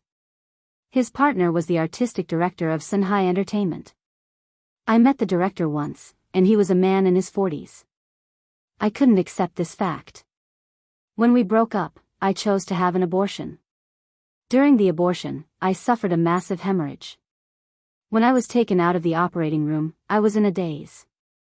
I didn't even know that my uterus had been removed by the doctor. When I woke up, my mother was by my bedside, crying and apologizing to me. Because of the massive hemorrhage, in order to save my life, they had no choice but to remove my uterus. Since then, I couldn't have children. I permanently lost the right to be a mother. I hated him. For a long time after that, I fell into this pain. I was also troubled by depression for a long time. I didn't understand what was the meaning of living. I felt like my life was ruined by Tang Yu. And he successfully signed a contract with Sunhai Entertainment. Of course, he must have paid a big price for this. But, what did I do wrong? My mistake was that when I was in love, I was too stupid. I always indulged him, spoiled him. Whatever he wanted, I tried my best to get it for him. When I was running the online store, he almost didn't help me. He owned half of the store's shares. At that time, he invested tens of thousands as a deposit. Other than that, the rest of the investment was from me. Even so, I was still willing to share the shares with him. Perhaps love makes people blind. But what I'm most unhappy about is that he didn't hurt me at all. I saw the girl jumping off the building. That nightmarish memory came back to me again. I stood up, not to ask for an explanation, but to tear off the mask of this so-called quality idol. In fact, Tang Yu isn't the perfect person you think he is. In addition to accusing Tang Yu of crimes, the ex-girlfriend also released one piece of information after another. The equity book, the prospectus, the photo with Tang Yu, the pregnancy diagnosis, the report of the hemorrhage during the abortion, and the information about the depression. Everything was available. His chat with Tang Yu was also published. For a moment, Tang Yu's image changed beyond recognition. This incident had attracted the attention of almost everyone, and it was unprecedentedly popular. Not because Tang Yu was a scumbag, but because of his extremely bad character. It was clearly her own doing, but she actually pushed all the blame onto Hua Jin. Chapter 3901. Hua Jin was innocent, but Tang Yu had splashed a basin of dirty water on him and made him take the blame. Tang Yu, on the other hand, was enjoying everything that didn't belong to him. Unforgivable. At one point, it aroused public anger among the netizens. Ban Tang Yu. Tang Yu, get out of the entertainment industry. Tang Yu doesn't deserve to be a star. In the future, I won't buy anything he endorses, I won't watch his TV series, and I won't pay attention to his shows. I'll boycott such a bad star. Tang Yu, go to hell. Even a fan posted a photo of many of Tang Yu's signed posters. All of them were torn up and thrown into a brazier to burn, declaring that they were no longer fans. However, Tang Yu's Weibo didn't disappear. Instead, he gained millions of fans because of his attention. However, millions of fans came to trample on him. On the top Weibo post, under the "Justice is in the People's Hearts" post, the comments section had climbed to hundreds of thousands. The most popular comment was an insult from a netizen. Justice my ass. Smile, Justice was eaten by a dog, and you're the dog. I logged on to Weibo to see if Tang Yu quit the entertainment industry today. Don't make a fool of yourself. I was blind to not believe in my own idol and mistakenly believed in a dog like you. You look like a decent person. Should I scold you now or go through the procedure? Is there a like for scolding Tang Yu? Weibo had fallen into a trap. The netizens' criticism of Tang Yu had reached an unprecedented level. During this time, Tang Yu was almost invisible and didn't dare to make any movements. Hua Jin knew that Tang Yu was in his room and didn't dare to take a step out. His 3 meals a day were sent to him by his assistant. Outside the hotel, they were surrounded by reporters. After this incident, everyone wanted to be the first to take pictures of Tang Yu's movements. Although Tang Yu was an unknown 18th-tier artist, he wasn't famous yet. But everyone was optimistic. If there was no accident, Hua Jin, as the protagonist of the TV series, would always be among the top. It wasn't a wishful thinking for Tang Yu to become popular overnight with this drama. Most importantly, Tang Yu actually used Hua Jin to get rid of the responsibility. This was undoubtedly setting fire to Hua Jin. As a result, Tang Yu's incident suddenly became a hot topic. The attention was there, but everyone asserted that Tang Yu's acting career had come to a premature end. Tang Yu now regretted his actions. If he hadn't pushed that girl into despair back then, if he hadn't discussed with her what to do next, even if it was an abortion, it might not have been so lethal if it had been exposed. Tang Yu wanted to be famous so badly that he wouldn't allow any negative news to exist. He wanted to be an artist, but he didn't have the self-control and restraint of an artist. He wanted to be famous, but he didn't follow the rules of the entertainment industry at all. Therefore, Tang Yu's fate was completely sealed. Tang Yu hid in his room and didn't dare to go out. And because of him, Hua Jin could only stay in the hotel, and Liang Yin couldn't go out either. As soon as they went out, there was a sea of media reporters. Dozens of them, big and small, densely surrounded the hotel entrance. As soon as they went out, they were heavily surrounded. It was too scary. Liang Yin had never seen such a scene before. It was simply deadly. Chapter 3902. Hence, Hua Jin ordered takeout for all 3 meals a day and brought them home. That was the result. They also had to be wary of the paparazzi who pretended to be delivery men. Some of the reporters even bribed the delivery man to put the questions they wanted to interview into the package in the form of a jump.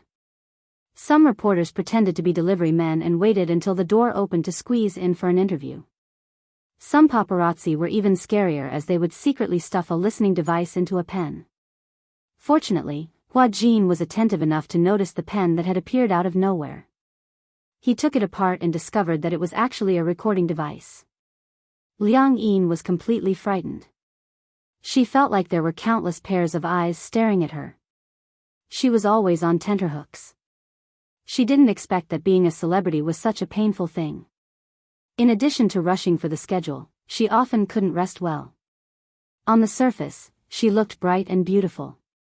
But at such a critical moment, she had to fight against the paparazzi all the time. This was simply like the rhythm of a spy movie. These paparazzi must be excellent spies and secret agents if they were placed in the war-torn era decades ago. Hua Jin was already used to it. This kind of thing was common in the entertainment industry. He had long been used to it. Liang Yin couldn't sleep well these days. The crew also suspended the filming. The director's team and the executives were discussing the issue of Tang Yu's departure. On the internet, many netizens even threatened to boycott Tang Yu. If Tang Yu's role wasn't deleted or replaced, they would resolutely not watch it. Some people even held a vote in favor of Tang Yu's withdrawal from the cast. 90% of the netizens said that even if it was a TV series starring Hua Jin, as long as Tang Yu was still in it, even if it was just a scene, they would resolutely boycott it. The director's team and the investors suddenly panicked. What did this mean? This would be a big hit to the ratings. After this incident, even if they braced themselves and filmed the TV series, they didn't know if the TV stations and websites would buy it. Advertisers would probably shrink back as well. Generally speaking, the profit of a TV series mainly depended on the buyout price during the first broadcast and advertising placement. The cost of advertising placement depended on the cast and ratings. Generally speaking, a TV series starring an A-list actor was often packed together with advertising placement to the website. Profits, however, depended on it. If a single piece of rat poop spoiled a pot of porridge, then the gains would not make up for the losses. The film crew had to weigh the pros and cons. But here came a thorny problem. Tang Yu's backer, the executive director of Shanghai Entertainment Media, was also one of the investors of the show. If Tang Yu was replaced, it wasn't too late to reshoot. However, he was afraid that he would offend Shanghai. Withdrawing his investment was a small matter, but he still had to face the problem of breaching the contract. Tang Yu's personal image problem affected the crew's filming, which was considered a breach of contract. However, if the crew replaced Tang Yu without Shanghai's consent, it would be considered a breach of contract, and the penalty would be very high. As a result, after a meeting, not to mention the director's team, even Shanghai's investors directly requested to kick Tang Yu out. The higher-ups were furious. Shanghai originally threw in a lot of capital to support Tang Yu, but in the end, this kind of thing happened. Chapter 3903. One was a ruined artist, the other was an investment worth hundreds of millions. Which one was more important? Shanghai's higher-ups calculated in their hearts. No matter how they thought about it, they still couldn't bear to risk such a high price. They had to cut their losses in time. This was what a capitalist was like. The termination notice was sent all the way to Tang Yu's room. In addition to the verbal notice, there was also a termination document. Tang Yu could only bite the bullet and accept it. If he didn't buy it, then his image would collapse, affect the crew's reputation, and ruin Shanghai's image. This penalty fee was definitely not to be underestimated. He couldn't afford it, so he could only let Shanghai terminate his contract. Even so, the advertising income and signing fees that he had earned since his debut were going to go down the drain. This scandal was simply a disaster. Not to mention the loss of his reputation, his future was completely ruined. Tang Yu was unwilling to accept it. Why? Why did it go down like this? He subconsciously pushed this blame onto Hua Jin. That night, in the dead of the night, Liang Yin had just finished showering and was lying on the bed looking at her phone when the doorbell rang urgently. She was a little nervous, thinking that Hua Jin had something to do with her. She quickly rushed to open the door, but she didn't expect that it was Tang Yu standing at the door. Before Liang Yin could react, Tang Yu squeezed in through the crack in the door, locked the door behind him, turned around, grabbed her collar, and pressed her against the wall. It's you, isn't it? You're the one who wants to kill me? Tang Yu angrily accused and questioned, but it confused Liang Yin. These few days, she had been living in isolation. She didn't know what happened at all, nor did she know that Tang Yu was removed from the crew. Tang Yu, on the other hand, hated the idol to the bone. Everyone knew about Huan Yu's actions online these few days, and Hua Jin was an artist under Huan Yu. It must be Hua Jin's counterattack. Of course, he blamed all of this on Hua Jin. This matter was supposed to be settled. Tang Yu said angrily, "You and I are different. Even if you have such a scandal, even if you lose fans, there will still be countless fans supporting you. But what about me?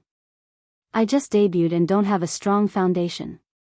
If something like this happens, I will definitely die. Why do you want to harm me? Why do you want to implicate me? Liang Yin listened for a long time and finally figured out why Tang Yu was looking for her. It was actually because of this matter. Liang Yin was also infuriated. Previously, her feelings for Tang Yu might be complicated to say. After all, Tang Yu was her idol. Although she knew about Tang Yu's past, her feelings for him were still complicated. She liked him, but also felt disappointed and lost. It was just that he did not expect Tang Yu to be so excessive and push all these things to Hua Jin. Liang Yin said angrily, "What does this have to do with flowers? What does this have to do with me? Is that child mine? Did I do that?" That day she was squatting in the corner of the hotel. Why did you ask her? If you didn't ask her, the media wouldn't have made an issue of this matter at all. Yes. I did it out of kindness. I cared about her. So, is my kindness my fault? Chapter 3904. She got pregnant because of you, but you shut her out. Is life so worthless to you?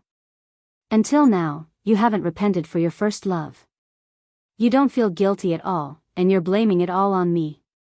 Did I do this? If you're a man, you have to take responsibility for your own actions.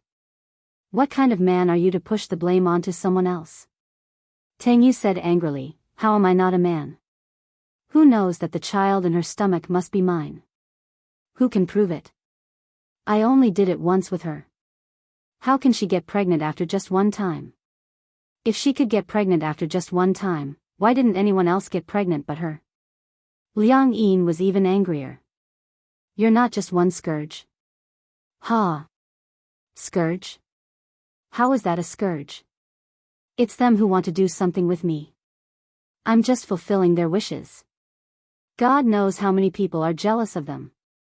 Not everyone gets to have intimate contact with their idols." Tang Yu arrogantly thought that the fans were lucky to be in close contact with him. It was their blessing. He even thought it was a gift, a charity. Liang Yin was completely stunned. How could she know that Tang Yu actually saw all of this as a gift? In her anger, she subconsciously blurted out, "Who do you think you are? Do you think you're a god? Tang Yu, don't overestimate yourself. You're just an artist, a celebrity. The fans like you because you bring positive energy to them. But they didn't expect that what they saw was just an illusion. Your fans are so pitiful. To fall in love with an idol like you, they're really feeding their passion to the dogs." Tang Yu was so angry that he laughed. "Hua Jin, what right do you have to say such things? Who do you think you are? You're just a celebrity. To put it nicely, you're an idol. To put it bluntly, you're just an actor. Yes, you've never slept with a fan.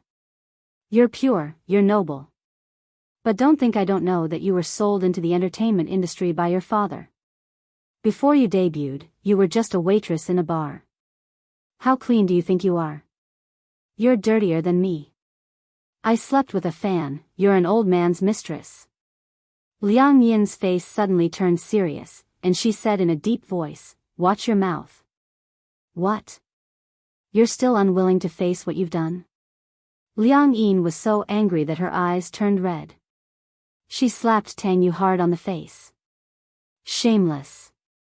Tang Yu's face was slapped to the side. He turned back in disbelief and glared at him. "You're not even willing to admit what you've done? How dare you say I'm shameless? No matter what, Hua Jin will always be nobler than you." After a pause, Liang Yin continued, "No matter how bad it is, he won't play with his fans, and he won't treat his fans' sincerity like dirt. He wouldn't humiliate his fans like this. Yes, ha, ha. Who doesn't know you have a lot of fans? Who doesn't know that you have tens of times more fans than me? A few hundred times? Or even thousands of times? If you really want to play with them and sleep with them one by one, you won't be able to take care of them one by one." Seeing that Tang Yu's words were getting more and more outrageous, Liang Yin was so angry that her whole body trembled. Just then, the doorbell rang. It was hurried, accompanied by occasional knocks on the door. Chapter 3905. Hua Jin, who was in the next room, heard the noise and thought that something had happened to Liang Yin. Just now, when she was arguing with Tang Yu, the vase on the table fell and made a noise. It didn't break, but it caused a lot of noise. Hua Jin heard it and rushed over. Liang Yin. Liang Yin, are you there? What happened? Liang Yin opened the door. It's Hua Jin. Tang Yu was stunned. Liang Yin's body also froze. Tang Yu looked back at the door, and then looked back at Liang Yin, feeling incredulous. He recognized this voice. Wasn't it Hua Jin's assistant? Why did she call Hua Jin Liang Yin? This, Tang Yu didn't react. He wouldn't think about it in any other way. Liang Yin pushed him away and walked to the door. She tidied up her messy clothes and opened the door. Hua Jin rushed in all of a sudden. Before he could say anything, he saw Tang Yu standing to the side. His clothes were a little messy. Then he looked at Liang Yin's body. There were obvious traces of wrinkles on her collar. He wasn't stupid. He immediately guessed what Tang Yu was here for. Bastard. Hua Jin cursed and rushed over. He raised his leg and kicked Tang Yu in the stomach. Tang Yu groaned and sat on the ground. Hua Jin lunged over and grabbed him by the collar. Tang Yu didn't know how the girl in front of him, who looked gentle and weak, could have so much strength. He didn't expect it. On the side, Liang Yin finally came back to her senses. She walked over and held Hua Jin's hand. She said anxiously, Hua Jin, don't be impulsive. Calm down, don't do anything. Hua Jin didn't look at her. Instead, he asked Tang Yu coldly, what are you doing in her room? It's none of your business. Tang Yu shouted defiantly, no matter how down and out I am, it's not up to a mere assistant like you to lecture me and question me. Bang! Without a second thought, Hua Jin punched him in the face. Fortunately, he found out in time and rushed over when he heard the commotion. If he was late, he didn't know what Tang Yu would do to Liang Yin. Even though he had summoned Liang Yin's body, his mentality as a man did not change. In his eyes, even though Liang Yin had a man's body, she was still a girl. He hated scum who bullied women the most. Tang Yu, you're a bastard. You toyed with your fans, and now that the truth is out, no matter how pitiful you are just asking for trouble. Now, whether it's the director's team, the production crew, or even the top management of your company, everyone wants to get rid of you. How dare you come looking for trouble? What does that have to do with you? Tang Yu angrily pushed his hand away. It has nothing to do with you. This is a matter between me and Hua Jin. It's not up to you to interfere. However, you are really a loyal dog. How much do you think Hua Jin values you? You are just a small assistant, a dog. Your master may not see you as a human. This guy was clearly trying to drive a wedge between them. Now, he was at the end of his rope. Thinking about it, he didn't have a good time. Even if he brought some bad luck to Hua Jin, he would feel a little better and happier. Liang Yin was angry, but how could Hua Jin not hear the malice in Tang Yu's words? Stop trying to play tricks on me. Chapter 3906. Even though Hua Jin was in Liang Yin's body, it was as if he could swallow mountains and rivers. Even Tang Yu felt incredulous. He was actually scared by this thin and small woman in front of him who seemed to be unable to withstand a single blow. By the time he reacted, Hua Jin had already dragged him to the door. He opened the door and pointed outside. Now, I'll give you a chance to get out of here. If you don't want to leave, fine. I'll immediately get the media to come in and say that Tang Yu broke into Hua Jin's room at night to seek revenge. What do you think of this headline? After he mentioned it, Tang Yu realized that it was a dangerous moment. If he ran to the door and attracted the media reporters, then he wouldn't be able to leave even if he wanted to. Tang Yu gritted his teeth and scolded angrily, "You're ruthless." With that, he stood up, straightened his collar, and walked away. He knew that he had completely offended Hua Jin, so he didn't have to say anything nice anymore. On impulse, he wanted to find Hua Jin to reason with him and vent his anger. In the end, he saw Liang Yin, who was Hua Jin at that time, leisurely enjoying her leisure time in the room. When he thought about how he was so embarrassed to hide from the media, he felt that it was very unfair. Why? Why is it that Hua Jin has so much dirt on him? Why does it feel like he can still thrive while I can't make it in the industry anymore? Everyone made mistakes. Why did the fans and the public have zero tolerance for him and turn a blind eye to all of Hua Jin's scandals in the past? He felt that it was unfair. He didn't realize that the nature of his mistake was different from Hua Jin's. Liang Yin walked to Hua Jin's side and checked him up and down. Are you okay? Hua Jin shook his head. I'm fine. He didn't hurt you? Humph, you're underestimating me. Hua Jin stretched his muscles and put on a "I'm brother Hua" posture as he said arrogantly, it's just a skinny Tangyu. What can he do to me? Ha ha ha, you're so skinny, I don't feel like I have any meat on my body. I'm all bones. Even if I punch him, it'll be light. After a pause, Hua Jin said worriedly, what about you? How are you?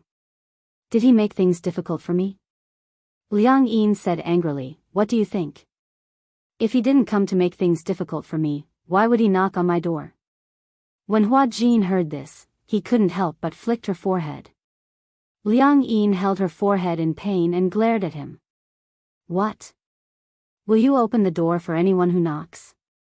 I thought it's you. Why are you banging on the door so urgently? Can't you look through the peephole? What if it's a reporter? I thought something had happened. During this period of time, I've been on tenterhooks. I thought something had happened again. You're hopelessly stupid. You don't even have your guard up. Hua Jin walked to the sofa and sat down. He instructed, next time, make sure you see clearly who's standing at the door before you open the door. Being a celebrity is dangerous. Don't let an anti-fan sneak into the hotel and stand at the door. What if you don't see who it is and get splashed with sulfuric acid when you open the door? Chapter 3907. That's because you know too little. Hua Jin continued, many anti-fans are very resourceful. Moreover, some of them are scumbags. They are all negative energy. Moreover, no one knows what ridiculous things they will do in the next second. Liang Yin was very curious when she heard this. Looks like you've encountered anti-fans taking revenge on you before? Of course. When Hua Jin mentioned it, he was actually a little proud. After all, I've died once. That's so exaggerated. What happened? I remember in the past, when I took part in a program, I met a fanatical fan backstage who claimed to be my loyal fan. She gave me a bouquet of flowers and a bottle of water. When I saw how enthusiastic she was, I didn't suspect anything and drank it in one gulp. When I drank it, I felt fine. But after a while, I felt that something was wrong. When Liang Yin heard this, she was so nervous that her heart clenched up. What happened? That person put superglue in the water. Superglue? Liang Yin's eyes widened. If that thing is mixed in the water, it's very deadly. Yeah. Hua Jin nodded and said, after that, I didn't think much of it. Because I would never have thought that someone would put superglue in a drink. When you drank it, didn't you feel that something was wrong? I just felt that the taste was a little off. There wasn't any sticky part of it like glue. It might have been diluted by something. Hua Jin continued, after that, I wanted to go back to the resting room. On the way back, I suddenly blacked out and fainted. After that, I don't know what happened. When I woke up, I was already in the emergency room. I was in a daze and was forced to vomit. Anyway, I was tortured until I was half dead before I managed to pull through.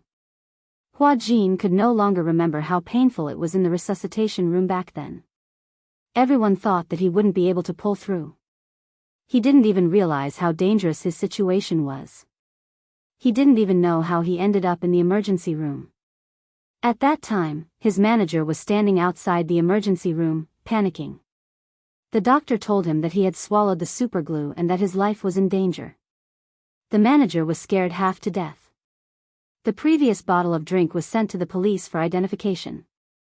According to the extracted substance, it was found that it was mixed with a high concentration of superglue. At the same time, the anti-fan who pretended to be a fan was quickly arrested by the police. In the operating room, Hua Jin went through a lot of pain. Fortunately, he was rescued in time. In the end, it was announced that he was out of danger.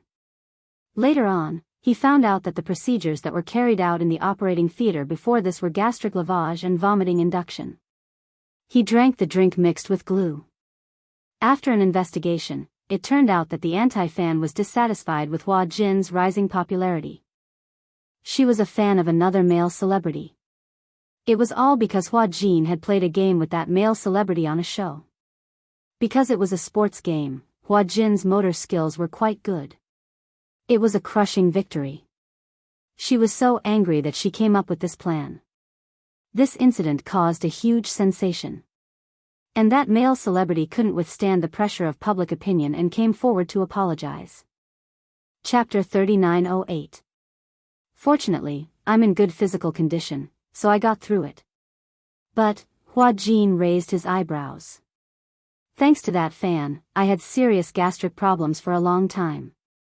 Even after recuperating for so long, my stomach is still very weak. I can't eat anything too stimulating. When Liang Yin heard this, she frowned. How could something like this happen? Before that, I wouldn't have thought about it. I also wouldn't have thought that there would be such a hateful person like an anti-fan. Hua Jin said as he stood up. He went to the bar and poured himself a glass of water. He took a sip and said, "In the past, I used to cherish everything that my fans gave me. But since then, even if I had a good mentality, my assistant, my manager, and any fan's gifts would be separated from me in advance. If it's a drink, food, or snack, they would throw it away directly without looking at it. Toys and jewelry, after checking if there's no problem, would be donated to the appropriate charity in my name."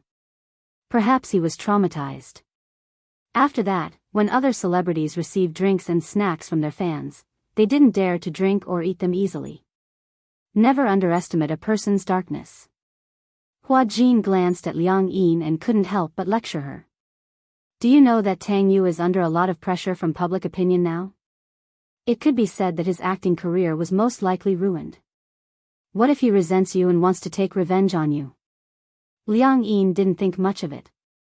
Just take revenge. Hua Jin couldn't believe it.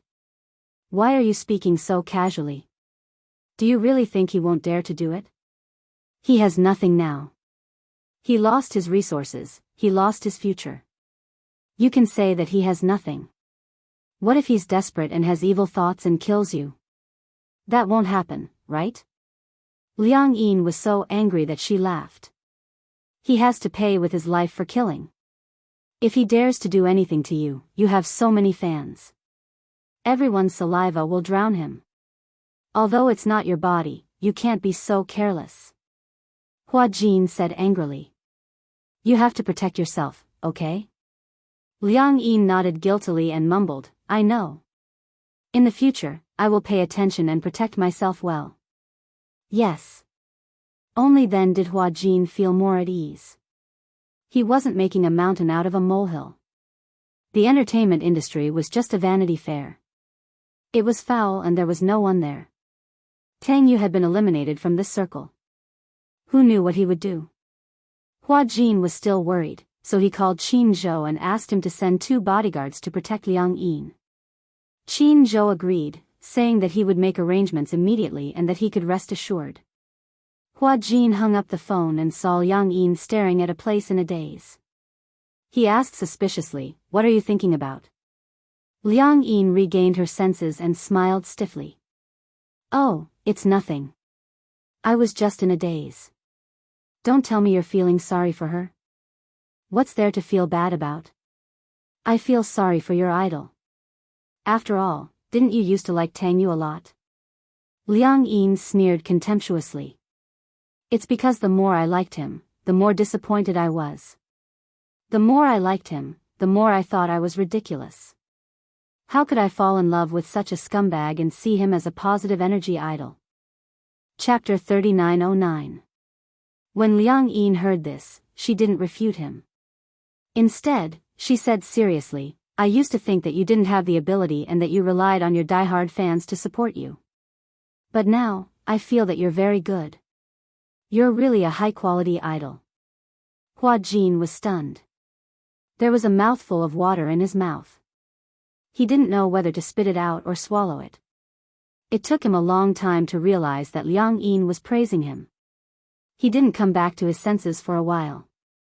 When he came back to his senses, he swallowed the water in his mouth with a gulp. He said exaggeratedly, You're actually praising me? He was just mocking himself. He didn't expect her to praise him so seriously.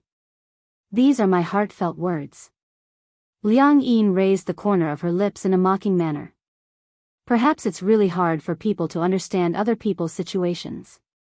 Not everyone can put themselves in their shoes. After I changed identities with you, only when I became a real celebrity did I understand how deep the waters of the entertainment industry are, how dirty people can be, and how difficult it is to be a celebrity. Seeing that Liang Yin looked serious, Hua Jin sighed. It's really not easy. It's very tiring. Yeah, I just feel like I'm tied up in very heavy chains. Sometimes, it really feels very difficult. Hua Jin said meaningfully, Heaven and earth are like a cage. No one is a body of shackles. When Liang Yin heard this, she didn't speak for a long time. After a long time, she smiled and said, Yeah, heaven and earth are like a cage. No one is not a body of heavy shackles. The two of them looked at each other. Liang Yin suddenly leaned over and said, Speaking of which, there's something that I'm more concerned about. Yeah? Tell me. Do you like women or men? Luckily, Hua Jin didn't have any water in his mouth. Otherwise, he would have spat it out. Why are you asking this? Because I feel that there's a huge problem with your sexual orientation. What problem? When we went to the hot spring in the middle of the mountain, I felt that you and that man called Gong Jia seemed very ambiguous. It would have been better if Liang Yin hadn't mentioned it. At the mention of the name Gong Jia, Hua Jin's face instantly turned red. What do you mean by ambiguous? What can I have with him? Hua Jin said angrily, Don't talk nonsense. I'm a straight man. Steel bars? When Liang Yin heard this, she burst out laughing. I can't tell. Instead, I feel like you're a straight man who's like a rubber band. Hua Jin's face turned green and purple, purple and black, black and red, red and white. In the blink of an eye, there were thousands of changes. He stood up angrily and was about to leave. Liang Yin quickly stopped him. What are you doing? Why are you angry just like that? Hua Jin questioned her with an ashen face. Do you know that questioning a man's sexual orientation is the greatest insult to him? I was just joking. Is this kind of test a joke? Hua Jin was really angry. Liang Yin sized up his expression. Seeing that he was really angry, she couldn't understand. Normally, when people hear such things, they just laugh it off. At most, they'd clarify and wouldn't take it to heart. Why are you taking it so seriously? Liang Yin reminded him carefully. Why do I feel like you're trying to cover it up? Don't talk nonsense. Chapter 39:10. Liang Yin smiled and said calmly, I didn't say that you like men. Maybe the person you like is a man. Hua Jin was taken aback. He actually fell into a daze because of this sentence. That's right. Why do I feel uneasy when I'm facing Gong Jie? He even felt uneasy and wanted to avoid it. Could it be, Hua Jin bit his knuckles. Could it be that he was really interested in Gong Jie subconsciously?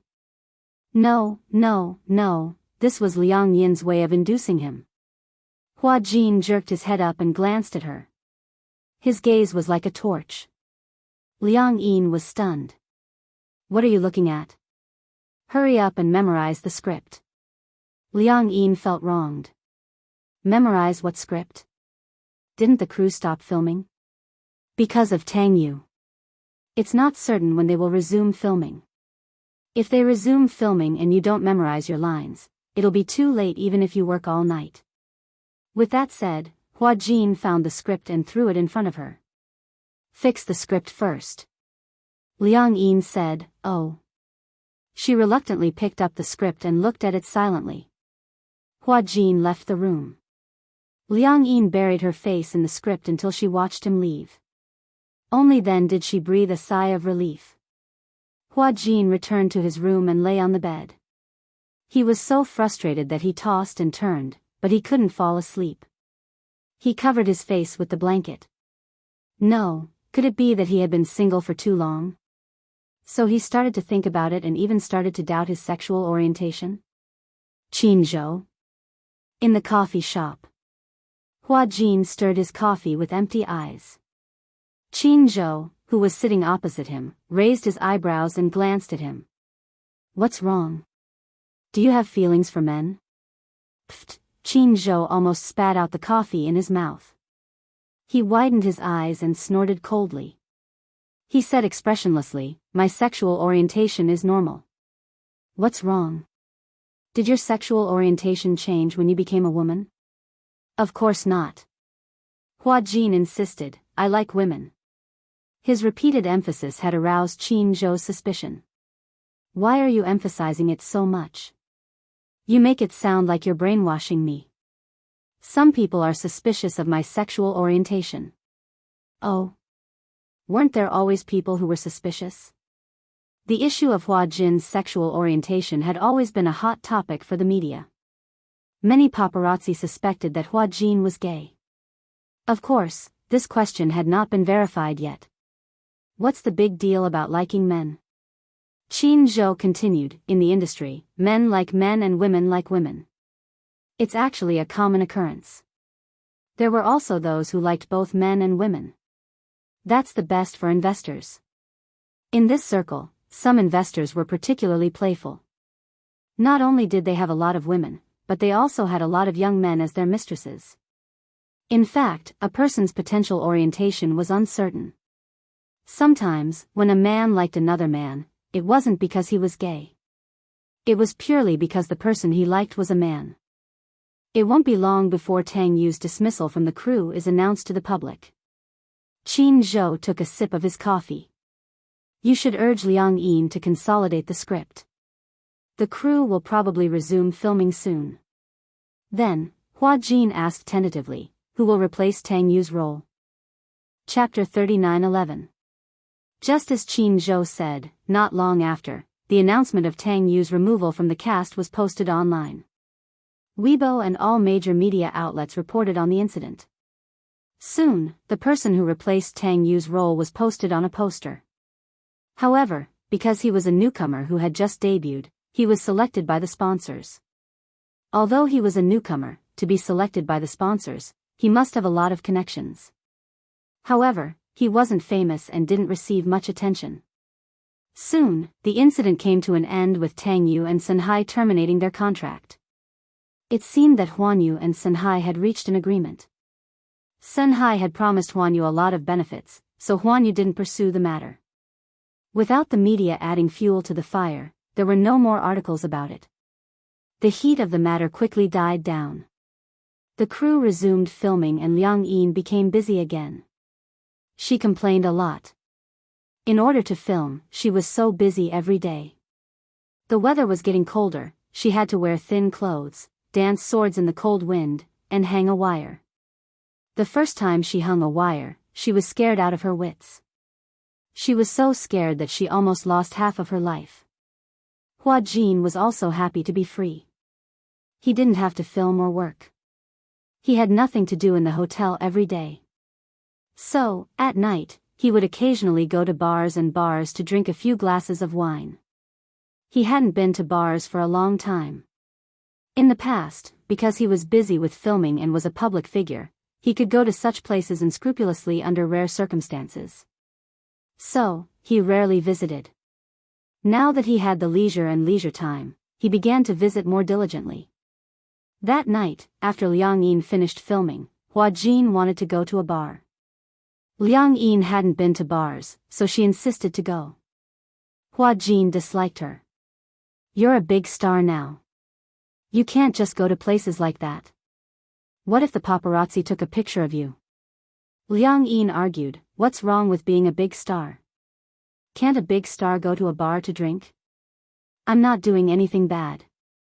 I'm just drinking and enjoying the atmosphere of a bar. Can't I?" Hua Jin was speechless, so he could only brace himself and bring her along. When the two of them arrived at the bar, it was still early. Hua Jin wanted to find a booth, but Liang Yin wanted to watch the bartender mix drinks, so she insisted on sitting at the bar counter.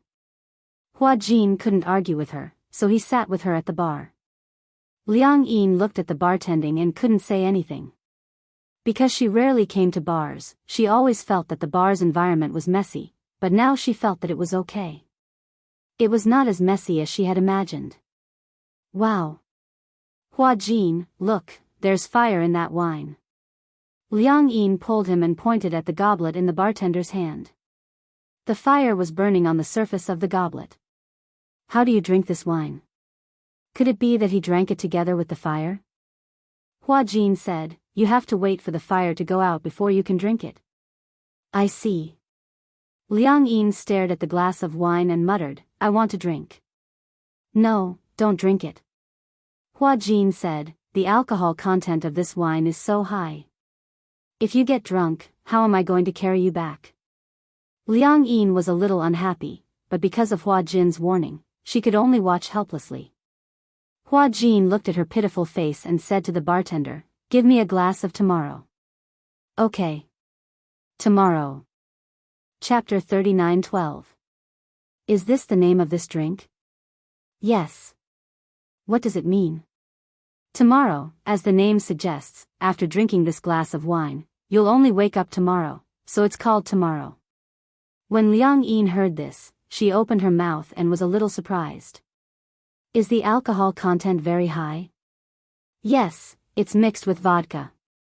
The alcohol content is especially high. Most people would only need to drink 2 sips. Liang Yin was a little doubtful. Is it that exaggerated? She didn't dare to drink it, but she really wanted to try it. How much is this glass? 288 yuan per glass. Liang Yin was speechless again. So expensive? Is it expensive? It's still okay. That's true. You earn a few 100,000 per episode, so a glass of wine is indeed not expensive. Liang Yin said self-righteously. When she was filming for Hua Jin, many of her brain cells had died just from memorizing the lines. It was considered that she was at his beck and call, so it wasn't too much to drink a glass of wine from him. The bartender mixed the tomo and pushed it in front of Liang Yin. Liang Yin took out her cell phone and aimed it at the wine. After taking a few pictures, she kept her cell phone satisfactorily. After she kept her cell phone, the fire in the wine glass was extinguished. She tried to take a sip. However, the wine was fragrant and there was a hint of sweetness. It was quite tasty, but when she tasted it, she could clearly feel the vodka taste. It was a little strong and when it slid down her throat, her stomach started to burn. She felt warm and her whole body started to heat up. It seems like it's really easy to get drunk. Liang Yin was a little wary as she pushed the wine glass in front of Hua Jin. She was afraid that if she drank this glass, she would get drunk again and get into trouble. Hua Jin couldn't help laughing. "You're not drinking anymore after just 1 sip. I'm afraid that I'll get drunk. This wine is quite nice. It's quite sweet." "Yes, it's because it's nice. There's no concept of drinking too much or too little, so it's easier to get drunk." As they spoke, Hua Jin suddenly felt a man sitting beside him. "Beauty, are you alone?" Hua Jin furrowed his brows and looked in the direction of the voice suspiciously, only to see a young man in a shirt sitting next to her. The man's eyes were bright, and it was obvious that he had some kind of ambition. There was no lack of such men in the bar. When he saw a woman he liked, he would go up and strike up a conversation with her. If the two of them hit it off, then everything would follow naturally. Hua Jin guessed that this man was probably here to hunt for beauties. He obviously saw him as prey, so he turned his face away and ignored him. What? He seems to be quite hard to please. The man rubbed his chin and looked at him deeply. It had to be said that Liang Yin's appearance was also of the highest quality. Hua Jin's deliberate indifference had instead ignited the ambition in his heart. Let me ask you, are you alone? Hua Jin still ignored him. He must be drunk, so there was no need to stoop to his level. Liang Yin also looked at the man curiously, but she was stopped by Hua Jin. Don't look at him. She leaned close to him and asked nervously, who is he? Do you know him? Do I look like I know him when you look at me? You don't, then don't talk. Liang Yin asked tentatively, why don't we change seats and sit at the bar counter? Hua Jin glanced at her and said meaningfully, do you know what it means for a woman to sit at the bar counter in this bar? I don't. Chapter 39:13. This, Liang Yin was a little annoyed. No wonder Hua Jin didn't seem too willing when she pulled him to sit at the bar. So there were such unspoken rules, in bars too. Let's change seats. Okay. The man beside him saw that Hua Jin had been ignoring him from start to finish and finally got impatient. He suddenly stood up and leaned towards him. He grabbed his chin and forced him to turn around. I'm talking to you. Why are you ignoring me? Hua Jin struggled and wanted to push him away. He felt disgusted when he was touched by him. Liang Yin stood up and swung the man's hand away. She said angrily, what are you doing? Show some respect. The man had obviously drunk too much. After half a round of drinks, he had lost his patience. Seeing that Liang Yin dared to swat his hand away, he pushed Hua Jin away and pulled Liang Yin in front of him. What did you just say? Hua Jin was about to stop her, but Liang Yin was like a newborn calf that was not afraid of a tiger. She ignored the man's threatening gaze and scolded expressionlessly, I'm telling you to be more respectful. Don't touch my female companion. Bam, the man abruptly pushed her and swung his arm. Liang Yin instantly lost her center of gravity. Due to the inertia, she crashed into a bar chair at the side and fell harshly to the ground. She frowned in pain but did not make a sound. Anxiously, Hua Jin rushed over and tried to help her up in a fluster. The man walked over, held her hand, and pulled her to his side. What are you doing? Hua Jin struggled a little. Let go of me. The man pinched his chin and looked at him carefully. He was satisfied. She's quite pretty. After a pause, his contemptuous gaze fell on Liang Yin. Is she your girl? Hee, then today, your girl is mine. What? Without waiting for Hua Jin to question him, the man immediately grabbed his face, pressed his mouth down, and kissed him fiercely. The smell of alcohol in his mouth blew onto his face. Hua Jin's entire body stiffened. Feeling the man's kiss, he felt extremely disgusted, as if he had been bitten by a dog. He used all his strength to push him away and forcefully wiped away the man's remaining warmth on his mouth. Disgusting. Are you crazy? Hua Jin resisted the urge to slap her and said angrily, don't touch me with your dirty hands. You have a bit of a temper. The man sneered, but, I like it. Women are like wine, the stronger the better. Liang Yin couldn't stand it anymore, especially when she saw the man kissing Hua Jin forcefully. She felt disgusted and immediately got up from the ground. She stepped forward and grabbed Hua Jin's hand. Let's go. Don't talk nonsense with him. Hua Jin was still angry. However, he knew in his heart that he didn't know the man's identity. Now was not the time to confront him. There were too many people and they couldn't stay for long. If they attracted attention and were recognized, the loss would outweigh the gain. He didn't know if there were reporters in this bar. This bar was known as the entertainment industry's Hall of Fame. Some well-known directors, producers, and celebrities would patronize this bar because the owner of this bar was jointly opened by a few celebrities. It was a side business. Hence, most of the patrons were related to the entertainment industry. In this industry, it was better to suffer more grievances than to offend people. Chapter 39:14. Hua Jin was just about to pull Liang Yin away. Just as the two of them reached the entrance of the bar, they were stopped by a few men who appeared out of nowhere. Hua Jin glanced at them and subconsciously reached for the phone in his pocket. Immediately, a man strode forward and snatched the phone from his hand. Without even looking at it, he threw it on the ground and stomped on it a few times. What, you want to call the police? Hee, let me tell you, our brother Hui is the least afraid of the police. Even the chief of the police station has to listen to his father's orders. The few men reeked of alcohol and must have drunk a lot. It would be fine if a drinker was drunk, but he was afraid that when he was half drunk, his mind was not clear and he was easily agitated. Hua Jin did not want to offend them, so he forced a smile. Sorry. It's like this, he doesn't know any better and offended your big brother just now. I'm really sorry. How about this, I'll get her to apologize to all of you. It's getting late, we're planning to leave. Liang Yin also understood what Hua Jin meant. She did not want to blow things up, so she quickly smiled and said, sorry, I was too agitated just now and offended you. Behind him, the man walked over and walked in front of Hua Jin. He snorted, don't you think it's too late to admit your mistake now? However, it's not like there's no chance to make up for it. How about this, tonight, if you come with me, I'll let your boyfriend go, how about it? Brother Hui. This man looks familiar. I think I've seen him on TV before, could he be some big star?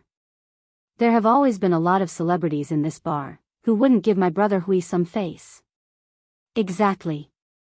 I recognize him, isn't this the big star Hua Jin? It was not known who had sharp eyes and recognized him. Before Liang Yin went out, she had carefully disguised herself. However, her extremely recognizable facial features still allowed people to recognize who the person in front of them was. Hua Jin, a big star. This is incredible. This woman should be his assistant. The man said coldly, your assistant will accompany me for one night. As for the rest, we'll write it off. How about that? Liang Yin said firmly, no. Hua Jin pulled Liang Yin back and gave her a look. You go back first. He frowned and mouthed, go back and look for Qin Zhou. Liang Yin immediately understood, but before she could react, she was pushed out of the door by Hua Jin. Flower, you go back first. Hua Jin maintained his composure and smiled at her. I'll be back later. As he spoke, he winked at Liang Yin, hinting for her to quickly find Qin Zhou to save the day. Liang Yin did not dare to delay. She quickly turned around and left. She had never encountered such a situation before, so she was so nervous that her whole body was trembling. She rushed to the intersection and hurriedly hailed a taxi. However, just as she got into the car, she realized that she did not have any money on her. The driver did not recognize her and asked, where are you going? To the film studio first, okay. The driver hit the meter and the car sped in the direction of the film studio. Liang Yin's hand trembled as she took out her phone. She had specially saved Qin Zhou's number in her phone. She hesitated for a few seconds and immediately dialed. Chapter 39:15. Hello? Qin Zhou's sleepy voice came from the other end of the line. He had a lot of free time recently. After settling Hua Jin's matter, he had given himself a long holiday. Hence, he slept earlier than usual. Qin Zhou. Liang Yin called out anxiously, Qin Zhou, something bad has happened. Qin Zhou was in a daze. He couldn't tell if it was Hua Jin or Liang Yin who was calling him. He snorted and asked, what's the matter? Hua Jin. Hua Jin has been detained. What's the matter? Qin Zhou muttered unhappily, what's the matter? Tell me directly. Liang Yin kept her composure and told him what had happened in a concise and comprehensive manner. Qin Zhou ruffled his hair in frustration, but his voice was calm. Wait for me at the bar. I'll come over right away. I didn't bring any money with me, Liang Yin muttered weakly. The taxi driver heard this and raised his eyebrows. He was alarmed. You didn't bring any money to take a taxi? Someone will pay for my ride. On the other end of the line, Qin Zhou heard this and said, nonsense. Take a taxi and come to my place first. Ming City Apartments. I'll wait for you downstairs. Okay. After Liang Yin gave him the address, the driver grumbled a few times before heading to the apartment in Ming City. When the car arrived at Ming City Apartments, Qin Zhou opened the door and got into the car. After getting into the car, Qin Zhou told the driver the address without hesitation. Suhi Bar. What? Take a detour? The driver was gloomy. Are you kidding me? Qin Zhou narrowed his eyes and glared at him unhappily. I'll lodge a complaint if you continue to nag. The driver didn't say anything else. He made a U-turn and drove straight to the bar. Liang Yin sat beside him and glanced at him cautiously. She saw that Qin Zhou had changed into his usual attire. However, his hair was a little messy, perhaps because he had just gotten out of bed. There was a faint mint fragrance on his body. I don't know where it came from. Qin Zhou realized that Liang Yin was secretly sizing him up. He turned back to look at her and couldn't help but reach out to pinch her face. All of you are messing around. Instead of sleeping in the middle of the night and memorizing the script, you went to a bar to play. You really have a lot of free time. For some reason, Liang Yin was instinctively afraid of Qin Zhou. Even though Qin Zhou was young, Hua Jin's manager and had a handsome face, Tang Ning never dared to look him in the eye. Perhaps it was because he had the aura of a dignified leader with an intimidating presence. It's boring to memorize a script. You can hang out in bars if you're bored. Qin Zhou snorted. The bar is such a messy place. It's fine if Hua Jin goes alone to mess around, but if you go with him, I'll have to clean up the mess for you. Liang Yin bit her lip guiltily. Who detained Hua Jin? Liang Yin hesitated for a long time, but she couldn't come up with a reason. She just said, I don't know either. I don't expect you to know either. Qin Zhou sighed helplessly and took out a cigarette from his cigarette box. He put it in his mouth and lit it up. The mint-flavored scent of the cigarette filled the car. The driver said, You can't smoke in the car. Qin Zhou said, Just drive. Don't be a busybody. The driver replied. Oh. Chapter 39:16. After the car arrived at the bar, Qin Zhou casually threw out $200 bills and got out of the car with Liang Yin by her collar.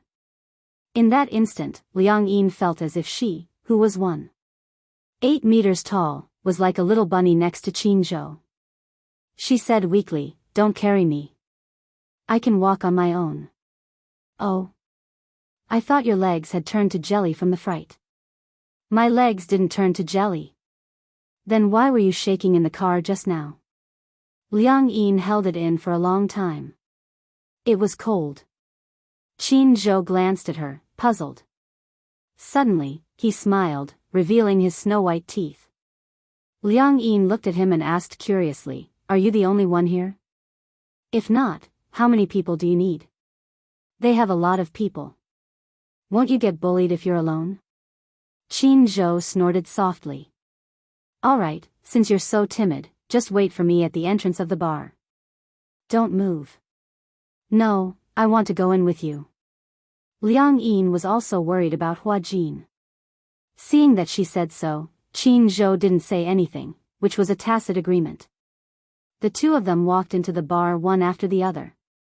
In the afternoon, the music was loud and boisterous. Qin Zhou walked through the unrestrained crowd to the beat of the music. He walked all the way to the bar counter and said to the bartender, Call your manager out. The bartender didn't even look at him. He thought that Qin Zhou was drunk and was here to pick a fight. Without looking up, he said, The manager isn't here. Qin Zhou didn't say anything. He picked up an empty bottle beside him and smashed it on the bar counter. The broken bottles scattered everywhere. The people around all stood up in shock and looked at Qin Zhou in horror. Not far away, the manager who was patrolling the bar heard the commotion and hurried over. At the same time, the bartender saw that Qin Zhou was openly smashing the bar and said angrily, "What are you doing? Picking a fight? Do you know whose bar this is? What's going on?" The manager hurried over. When he saw Qin Zhou, he recognized him immediately and greeted him politely. "Brother Qin, why are you here?" Qin Zhou's reputation in the entertainment industry was like thunder. If the manager couldn't even recognize Qin Zhou, he definitely wouldn't be able to get to this position. When the bartender saw the manager nodding and bowing to this man, he was stunned and guiltily put his hands behind his back. Qin Zhou glanced at the bartender and then at the manager. "Am I seeing a ghost? Didn't you say that the manager isn't here?" The manager glared at the bartender and scoffed, "This is not a place for you to act rashly. Hurry up and get lost. Don't come to work tomorrow. Manager, cut the crap and scram." The bartender bit his lips in grievance and immediately left. The manager rubbed his palms together and smiled apologetically. "Brother Qin, it's so late. Are you here for a drink? You haven't been here often recently. You must be busy, right? Don't talk nonsense with me." Qin Zhou said coldly, "My artist's assistant was detained by the customers of your bar. Do you remember this? I think." "I can't remember," Qin Zhou asked slowly. "You have no recollection of it at all?" Even though he didn't show it on his face, his voice seemed to carry some dissatisfaction. Chapter 39:17. You know, with our status, how can we afford to offend those young masters? Most of them just turn a blind eye to it. I'm not sure. In this bar, those young masters often came to hunt for women and sometimes caused trouble. As the manager, he did not dare to offend them. He knew about this, but because it was only a celebrity assistant who was detained, it was not a big deal. In this line of work, even an assistant could not escape the unspoken rules. But anyone who stepped into this line of work had a strong background, and others usually did not dare to touch them. Moreover, it was just an assistant. It was not worth it to ruin the relationship with those young masters for an assistant. Qin Zhou gradually lost his patience. When people cause trouble, you're afraid of hurting the relationship, so you turn a blind eye to it. "So, as the manager, you don't care if I cause trouble?" The manager said. "Brother Qin, don't, even if I ruin this place, your masters might not dare to pursue it. But your position as the manager is not stable. How about this?" The manager could not stand the scare and quickly said with a smile, "I'll go and find out for you the background of those young masters who detained your people. How about this, okay? Don't worry, as long as it's your people, we'll protect them well. Even if we can't protect them, we'll call you immediately if anything happens. I don't have much time. Hurry." Okay, right away." The manager quickly sent someone. On the other hand, he immediately arranged for Qin Zhou and Liang Yin to be safely arranged in a private room and served them good wine and tea. After a while, someone rushed over and said that the people who took away Hua Jin were the young masters of Wushan Films. Wushan Films? Qin Zhou had heard of Wushan Films. Although they were not famous, their background was not to be underestimated. The big boss of Wushan Films had an extraordinary background and was not someone to be offended. I heard that the young directors of Wushan Film and Television brought a few women upstairs. They seemed to have drunk quite a lot. They must have had too much to drink. Upstairs? Yes, the hotel upstairs. Qin Zhou ordered, "Help me find out their room number."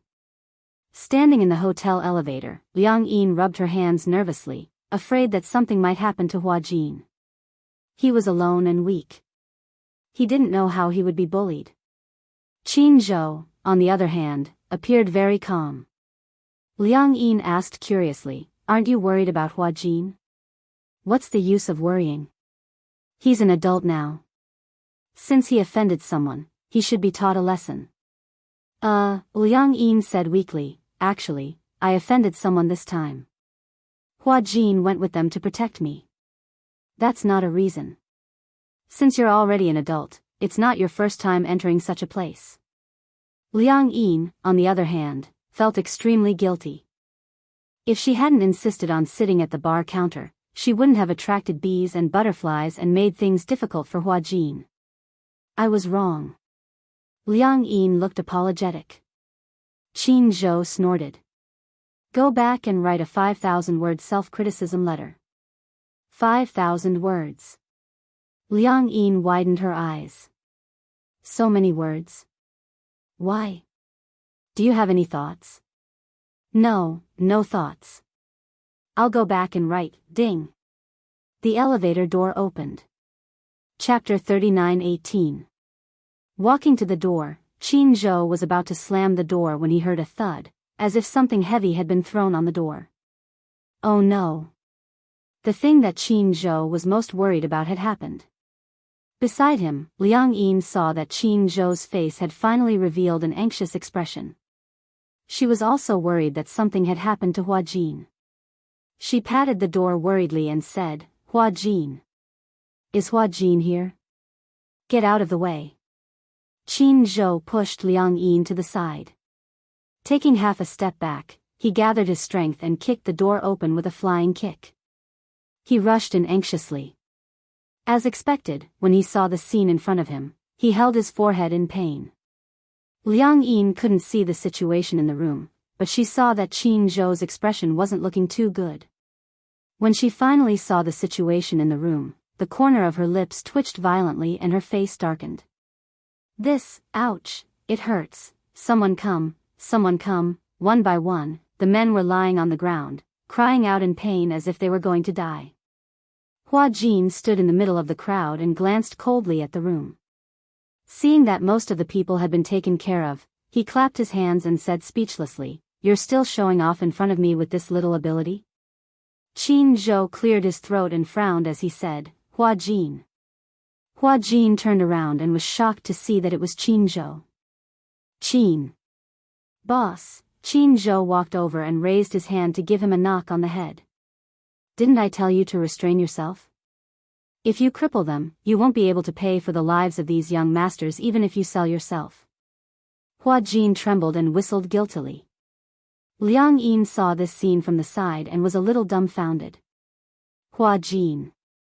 Hua Jin was actually so skilled. No wonder Hua Jin looked so relaxed at the bar and asked her to leave first.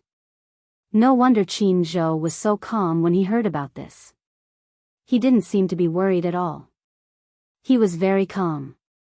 No wonder Qin Zhou was so nervous when he heard the commotion in the room. It wasn't because he was worried that something bad had happened to Hua Jin. Instead, he was worried that Hua Jin would cripple the others. I can't tell. The seemingly weak Hua Jin actually had such a valiant side to him? Liang Yin looked around in a daze and mumbled, Hua Jin, are you always so tough? I've filmed historical dramas before, so I can be considered half a martial artist. These weaklings are more than enough. Hua Jin also felt a little guilty. He complained to Qin Zhou, don't you know that this group of beasts? They actually wanted to do something to me. How could I let them succeed? I struggled and resisted, but they wanted to use force. I had no choice but to take action. Qin Zhou rolled his eyes at him. Didn't I tell you to keep your distance?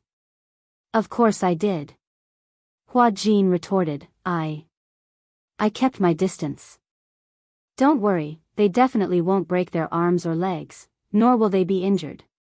It's just some flesh wounds at most. There's nothing else. Oh. Qin Zhou snorted coldly.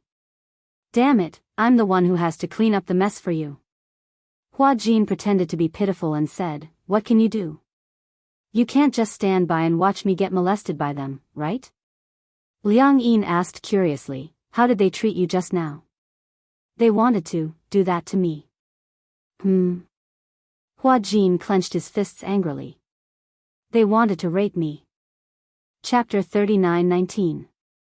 When Liang Yin heard this, her anger rose. She ignored Qin Zhou's strange look and walked over to the men who were rolling around on the ground in pain. She gave them a few more kicks. Hua Jin rushed over to pull her back. Okay, I've already taught them a lesson. Don't add more.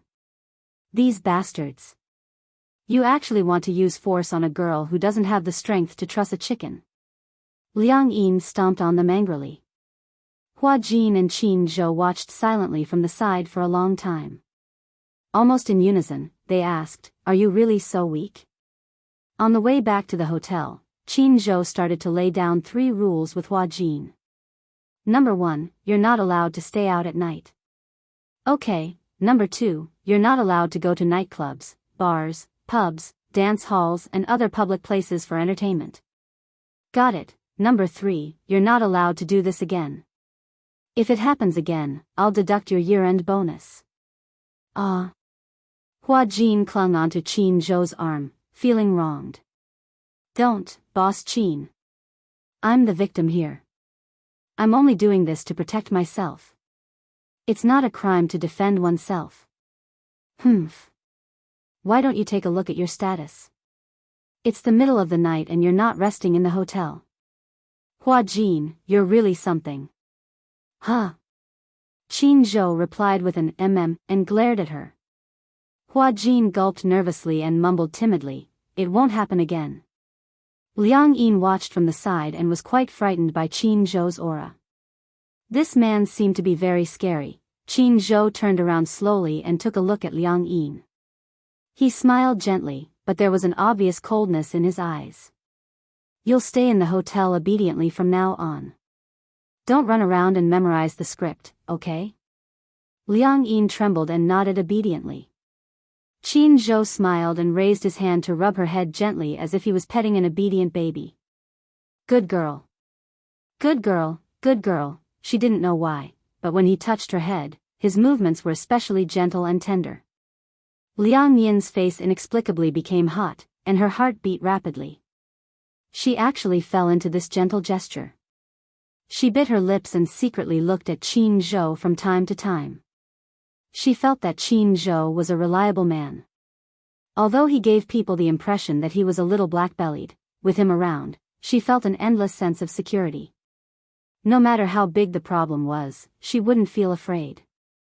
She always felt that he was there to shoulder it, and she wasn't afraid at all. Ah, her maiden heart. Immersed, intoxicated, Hua Jin looked at Liang Yin, then at Qin Zhou. He furrowed his eyebrows, feeling. Liang Yin looked at Qin Zhou strangely. After returning to the hotel, Liang Yin returned to the sofa. She was still immersed in Qin Zhou's gentle gaze. The girl's heart was thumping. Hua Jin stood by the side with his arms crossed, looking at her coldly. Suddenly, he reminded her kindly, Qin Zhou has the same gentle gaze when he touches the puppy. Liang Yin reacted belatedly. She turned around and glanced at him. Are you talking to me? Aha. Hua Jin sat down opposite her. They were separated by a coffee table. He looked at her and said, Liang Yin, don't tell me you've taken a fancy to Qin Zhou? Who? Who said I've taken a fancy to him? Chapter 39:20. That's nonsense. Hua Jin snorted. With Qin Zhou's looks, it's not difficult for him to enter the entertainment industry. When he was young, he was also a young hunk. Young? Liang Yin caught this word and asked suspiciously, is he very old now? He should be in his 30s. 30s. Liang Yin was a little surprised. He looks about your age. That's because he's good at maintaining his looks. You don't know, but the skincare products at home are better than those of many female celebrities. In the past, when we were filming a show together, he would sit in front of the mirror every night before he went to bed. Practice? Aha, the eternal youth beauty technique. After bathing, he would apply it on his face. How can he not look young? Moreover, his facial features are younger. No matter how old he is, his face will still look the same. Liang Yin didn't quite understand what he was saying. She was not particular about maintaining her looks, so she was a little confused. Has he been in love before? Yes. Liang Yin was a little surprised. I thought he hasn't been in love before. Do you think he's an old virgin? How is that possible? For a man like him, there are plenty of women lining up for him. As long as he wants to, it's not an exaggeration to change a woman every day. Liang Yin was speechless again. She commented objectively, the rich circle is really messy. She had always thought that Qin Zhou was an old cadre who had never been in a relationship before. He was an ascetic man who had never fallen in love before. She did not expect that Qin Zhou had been in love before. But thinking about it, it made sense. After all, it was impossible for a man in his 30s not to have been in love before. Why? You're asking about him. Don't tell me you're really interested in him. Liang Yin denied flatly, don't think too much. I'm not thinking too much. Your face is too red. What do you mean? Liang Yin touched her face instinctively and glared at Hua Jin. Hua Jin crossed his arms calmly and gave her a meaningful look. Somehow, he felt that there was something fishy about this girl. Mr. Qin, I respect you as a person of character and have always given your artist's face. But, look at what your employees have done. In the office. Qin Zhou silently looked at the young man sitting on the sofa with half of his face swollen and shouting at him. The person in front of him was the son of Wushan Film and Television, Su Yue. Last night, he was beaten up by Hua Jin and even lost 2 of his teeth. It had to be said that Liang Yin's appearance was top-notch. In addition, Hua Jin had the habit of keeping a mistress at night. He always dragged Liang Yin to do skincare with him. Hua Jin's skincare products were all provided by advertisers. They were the best. Thus, in just a few days, Liang Yin's skin had been nourished to the point where it could be broken by blowing on it. Her skin had become supple and smooth. Even without makeup, she was still exceptionally beautiful. Su Yue had originally taken a liking to Liang Yin. But who would have thought that such a frail-looking person would be such a skilled fighter? In short, he was beaten up badly by Hua Jin. Yesterday, after Hua Jin and Liang Yin left with Qin Zhou, Su Yue and his buddies were sent to the hospital by the hotel's manager. Chapter 39-21. There were no serious injuries, but a few of his teeth had fallen out, and his lower jaw had loosened. Other than that, he had a slight concussion. The others' injuries were of varying severity. Only Su Yue's injuries were the most serious. The next day after Su Yue woke up, he rushed to Huanyu to demand an explanation. Tisk, Qin Zhou leaned lazily against the back of his chair with his legs propped up on the desk. The cigarette between his fingers was halfway burnt. He opened his eyes coldly and laughed contemptuously. Young Master Su, if word of this gets out, I'm afraid it won't be good for your reputation. Su Yue's face darkened when he heard that. What do you mean? Qin Zhou said slowly, you and your friends want to take turns with one of my artiste assistants. Don't you think your table manners are a little too ugly? Young Master Su, are you so desperate for women that you're not picky? You even want to touch one of my employees? If word of this gets out, those who don't know will think that young Master Su is desperate for women. Su Yue's face turned red, then green. When he caught sight of Qin Zhou's contemptuous gaze, his face darkened. He said angrily, she's just an assistant. Why, can't I touch her? Huanyu is so big and there are so many artistes under it. I just want an assistant. In this industry, I've never seen someone so inconsiderate. Who am I? Why, can't I touch her? Who does she think she is? Why doesn't she take a piss and take a good look at herself? How noble can she be? She's just an artiste assistant with a lowly status. She's not even worthy of my attention. Yes, she's just an assistant. Young Master Su, you're overestimating her. But the truth is, not only did young Master Su take a fancy to her, but your table manners are also extraordinarily ugly.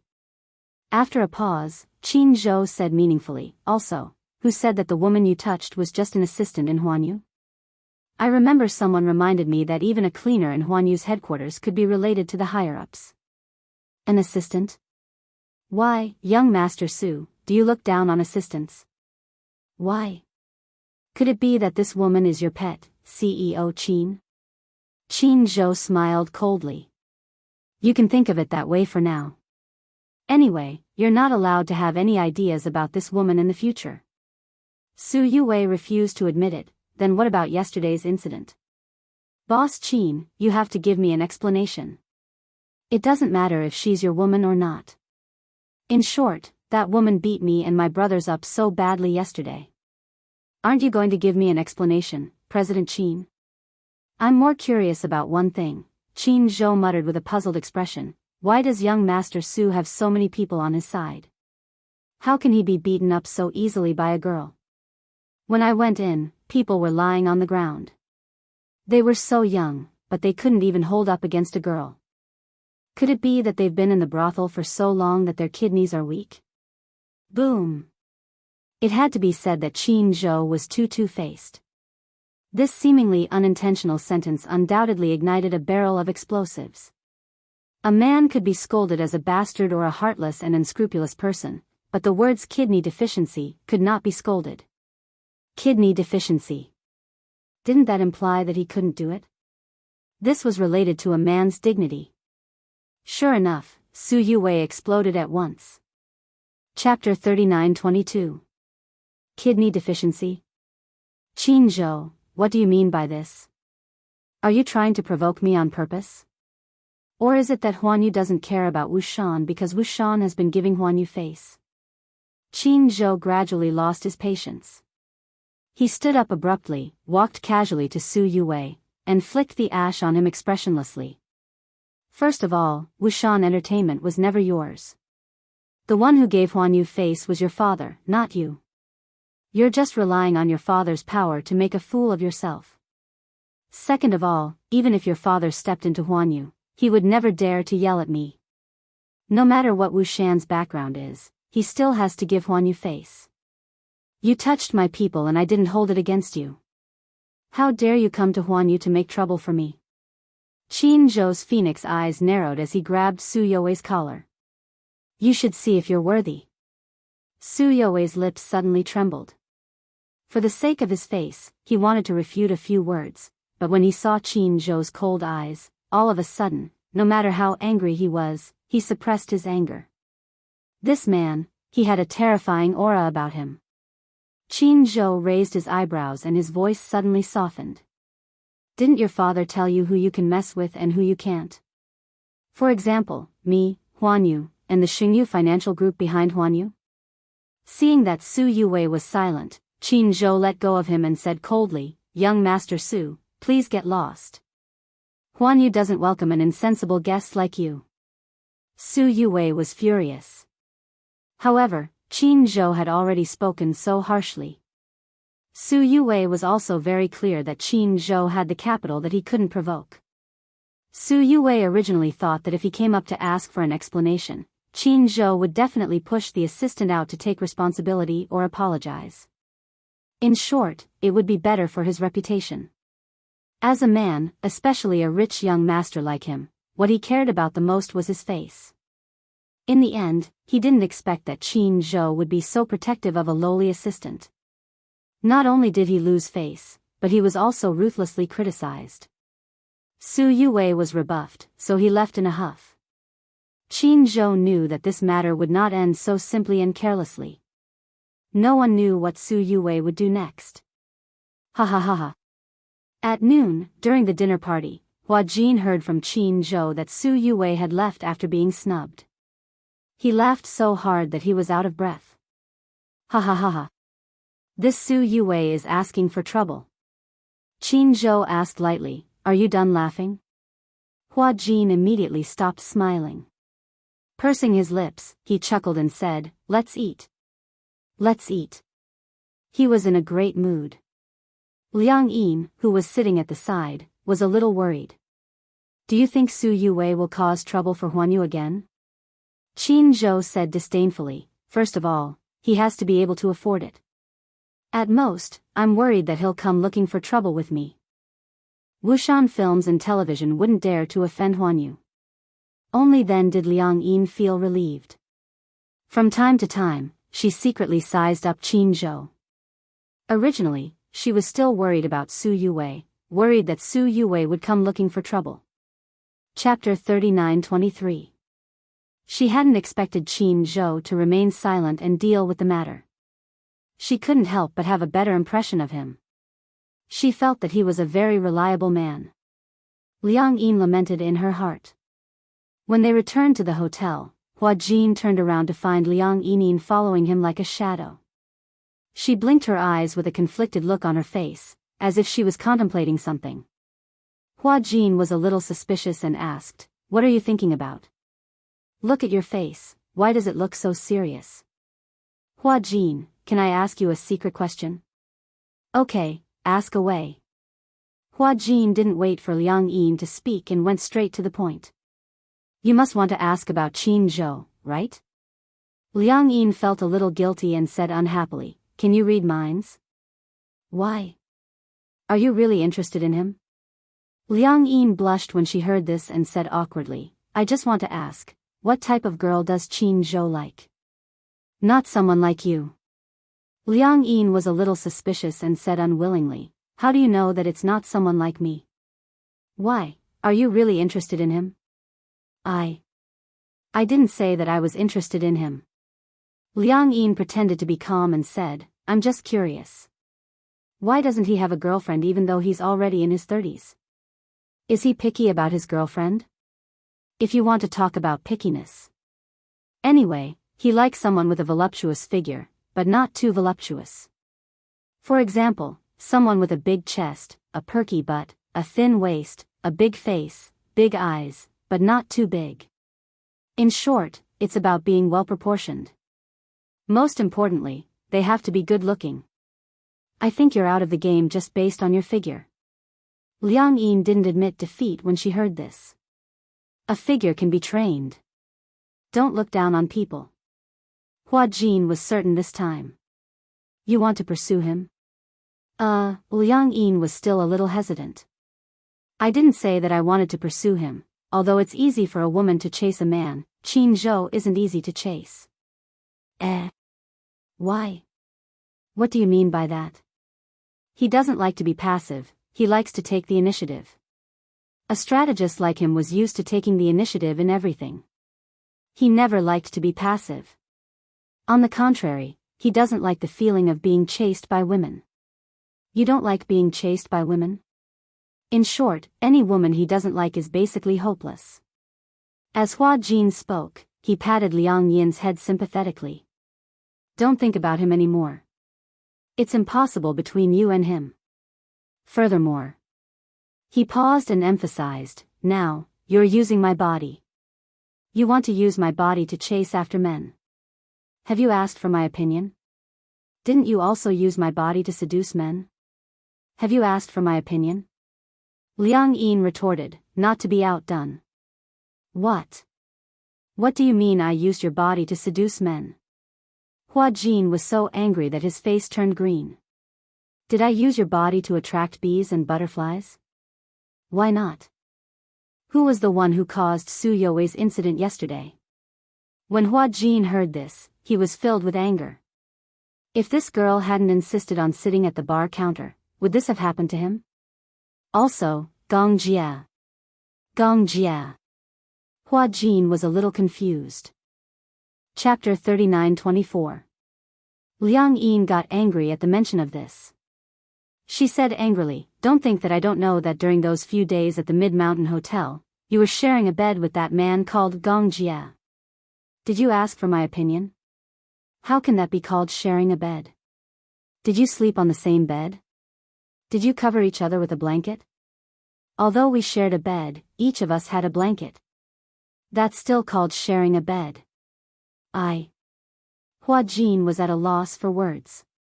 "You used my body to share a bed, so why can't I use your body to flirt with other men?" Ha! Hua Jin looked as if he had heard the funniest joke in the world. "If you use my body to flirt with other men, the prerequisite is that Qin Zhou must like men. If he doesn't like men, even if you strip naked and stand in front of him, he won't even look at you. He'll be indifferent the whole time. Liang Yin blushed as she glared at him. Suddenly, she smirked and asked meaningfully, "Who said that I'm going to flirt with Qin Zhou?" Hua Jin was stunned for a moment. What else?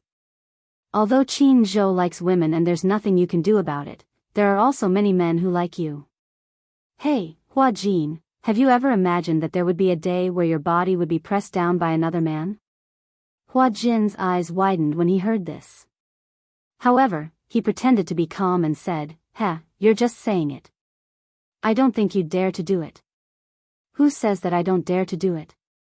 Liang Yin rubbed her chin and smiled. "I feel that Gong Jia is quite interested in you. How about I go and flirt with him?" Hua Jin suddenly became nervous. "You dare? You'll see if I dare to. Anyway, my sexual orientation is very normal. That Gong Jia looks very handsome, so it's not that difficult to do it. Anyway, I won't lose out if I use your body to flirt with him." "You?" Hua Jin was furious for a moment, but he immediately calmed down. "If you dare, why don't you show me your extraordinary courage?" With that, he proudly turned his face away and walked into the room. When Liang Yin saw Hua Jin enter his room, she turned around and returned to her own room. For the next 2 days, neither of them spoke. Actually, neither of them had done anything. However, Hua Jin's teasing tone made Liang Yin feel indignant. Liang Yin threatened Hua Jin, but Hua Jin didn't care.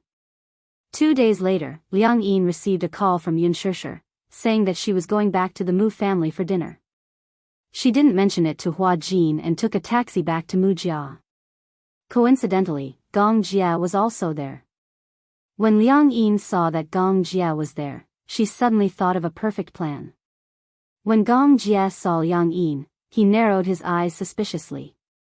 When he saw that Yun Shishir wasn't looking in his direction, he went closer to Liang Yin and asked tentatively, "Liang Yin?" Liang Yin pretended to be calm and turned around.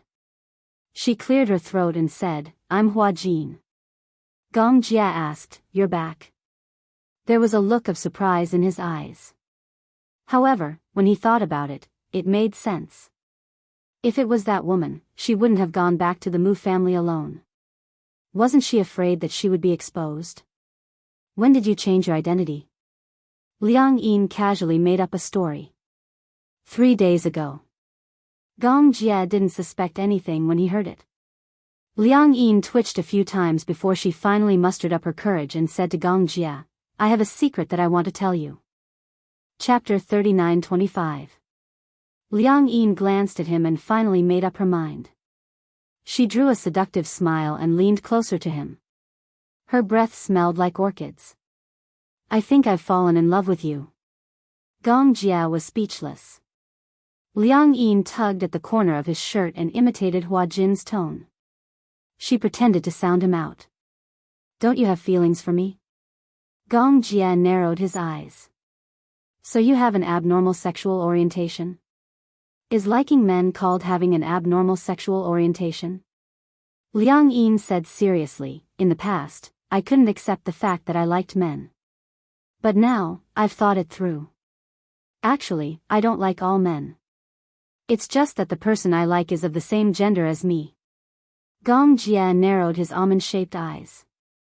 This Hua Jin, could it be that he was a masochist? Did he like him? Did he like being abused by him? Or, was he messing with him? Gong Jia was getting impatient. "What kind of trick are you trying to pull?" "I'm not trying to pull any tricks. I really have feelings for you." As Liang Yin spoke, she slowly inched closer to him. "Don't tell me you don't have feelings for me." Gong Jia grabbed her chin and said coldly, "If you dare to make fun of me again, I won't let you off." Liang Yin wasn't afraid of his gaze at all. Instead, she squinted her eyes and smiled. She mustered her courage, tiptoed slightly and pecked his chin lightly. This time, Gong Jia was even more stunned. He scrutinized Liang Yin in disbelief. The confusion in his eyes deepened. "Today, I kissed that man." At night, in the hotel room, Hua Jin was helping Liang Yin to mark up her script. He was flipping through the script and eating strawberries with relish when he suddenly said this. At first, Hua Jin didn't react. He blinked and asked, "What do you mean?" That. Gong Jia. Today, I went back to the Mu family for dinner and confessed to him. Cough, cough, cough. Hua Jin was stunned for a long time before he suddenly coughed violently. He stood up in shock and stared at her with wide eyes. He said in disbelief, "Confess? What is the meaning of this?" Actually, it's not really a confession. Liang Yin pouted and explained, "Actually, I was just saying that I'm interested in him." Huh, I'm just kidding. Hearing that it was a joke, Hua Jin frowned. Thinking that Liang Yin wouldn't dare to mess around, he nervously sat back on the sofa. In the future, don't make such jokes, okay? With Gong Jia's personality, he will definitely take it seriously. Liang Yin pretended to be surprised. How did you know? Hua Jin. What was that supposed to mean? Liang Yin giggled. He really took it seriously and thought that you were interested in him. Hua Jin. Liang Yin looked at Hua Jin sitting on the sofa with a petrified look on his face. She was secretly amused. He deserved it. Who asked him to be so mean to her? Liang Yin had long realized that Hua Jin had an inexplicable fear of Gong Jia. However, this fear wasn't the traditional kind of fear. There was an inexplicable desire to escape. She also knew that Gong Jia was a little special to Hua Jin. Since he had always been mean to her, she didn't mind using a little trick to get back at him. Chapter 39:26. Since he had been speaking ill of her, she didn't mind using a little trick to get back at him. After more than 10 seconds, Hua Jin suddenly stood up, walked to the bar counter in the room, and started rummaging through the cabinets to look for something.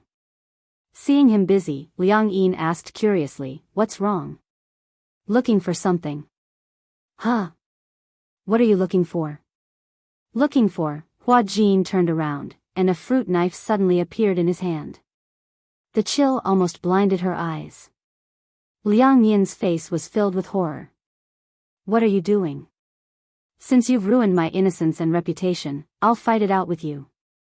Hua Jin held the knife and walked towards Liang Yin. Liang Yin curled up into a ball and immediately said, "Hey. I'm using your body now. Even if you want to die, you can't stab yourself." Hearing this, Hua Jin felt that it made sense. Hence, he rolled up his sleeves and gestured at his wrist, and raised the fruit knife high. Ah! Liang Yin panicked and immediately rushed up to grab his wrist, trembling in fear. "Hey, Hua Jin, are you crazy? I'll fight it out with you." "Ah, no. This is my hand. Calm down, calm down. Liang Yin, what grudge do I have with you that you have to harm me like this? How am I harming you? I see that you two are so compatible, so I'm trying to matchmake you two. Do you think you can matchmake just anyone? Don't you know that humans and demons have different paths? We're not on the same path." Liang Yin was stunned and confused. "What do you mean by humans and demons have different paths? Why don't I understand? I'm a human, he's a demon king, a great demon king, okay? Are you trying to kill me? I'm going to be killed by you. Anyway, if I'm killed, you won't have an easy time either. Now that we're on the same boat, aren't you happy to see me in trouble?" "Ah. Very happy. I think it's true love between you two. I'm doing this for your own good." "For my own good, right?" Hua Jin nodded and snorted coldly. Suddenly, he thought of something and his lips curled into an evil smile as he said sinisterly, "All right, since you said it's for my own good, then I appreciate your good intentions. But didn't you say that you like Qin Zhou?" Hua Jin thought it through, or rather, thought of a bad idea. He laughed evilly. "Liang Yin, just you wait, I'll help you chase after Qin Zhou." As he spoke, he stood up, snorted coldly, and left. Liang Yin was stunned at first. She watched as Hua Jin left the room, but she didn't react for a long time. Ming's city condominium. Qin Zhou had just finished his shower when he heard the doorbell ring. He walked to the door. When he opened it, he saw Hua Jin standing outside with a distressed look. Although he didn't say anything, his watery eyes were obviously saying, "Please take me in, please take me in." Qin Zhou frowned and crossed his arms as he blocked the doorway. He had no intention of letting him in. Why? Where did this stray dog come from? Hua Jin didn't have a tail. Otherwise, it would shake very hard. Qin Zhou, Hua Jin looked exhausted. "I'm feeling bitter, what's wrong now?" "Let me in first, what for?"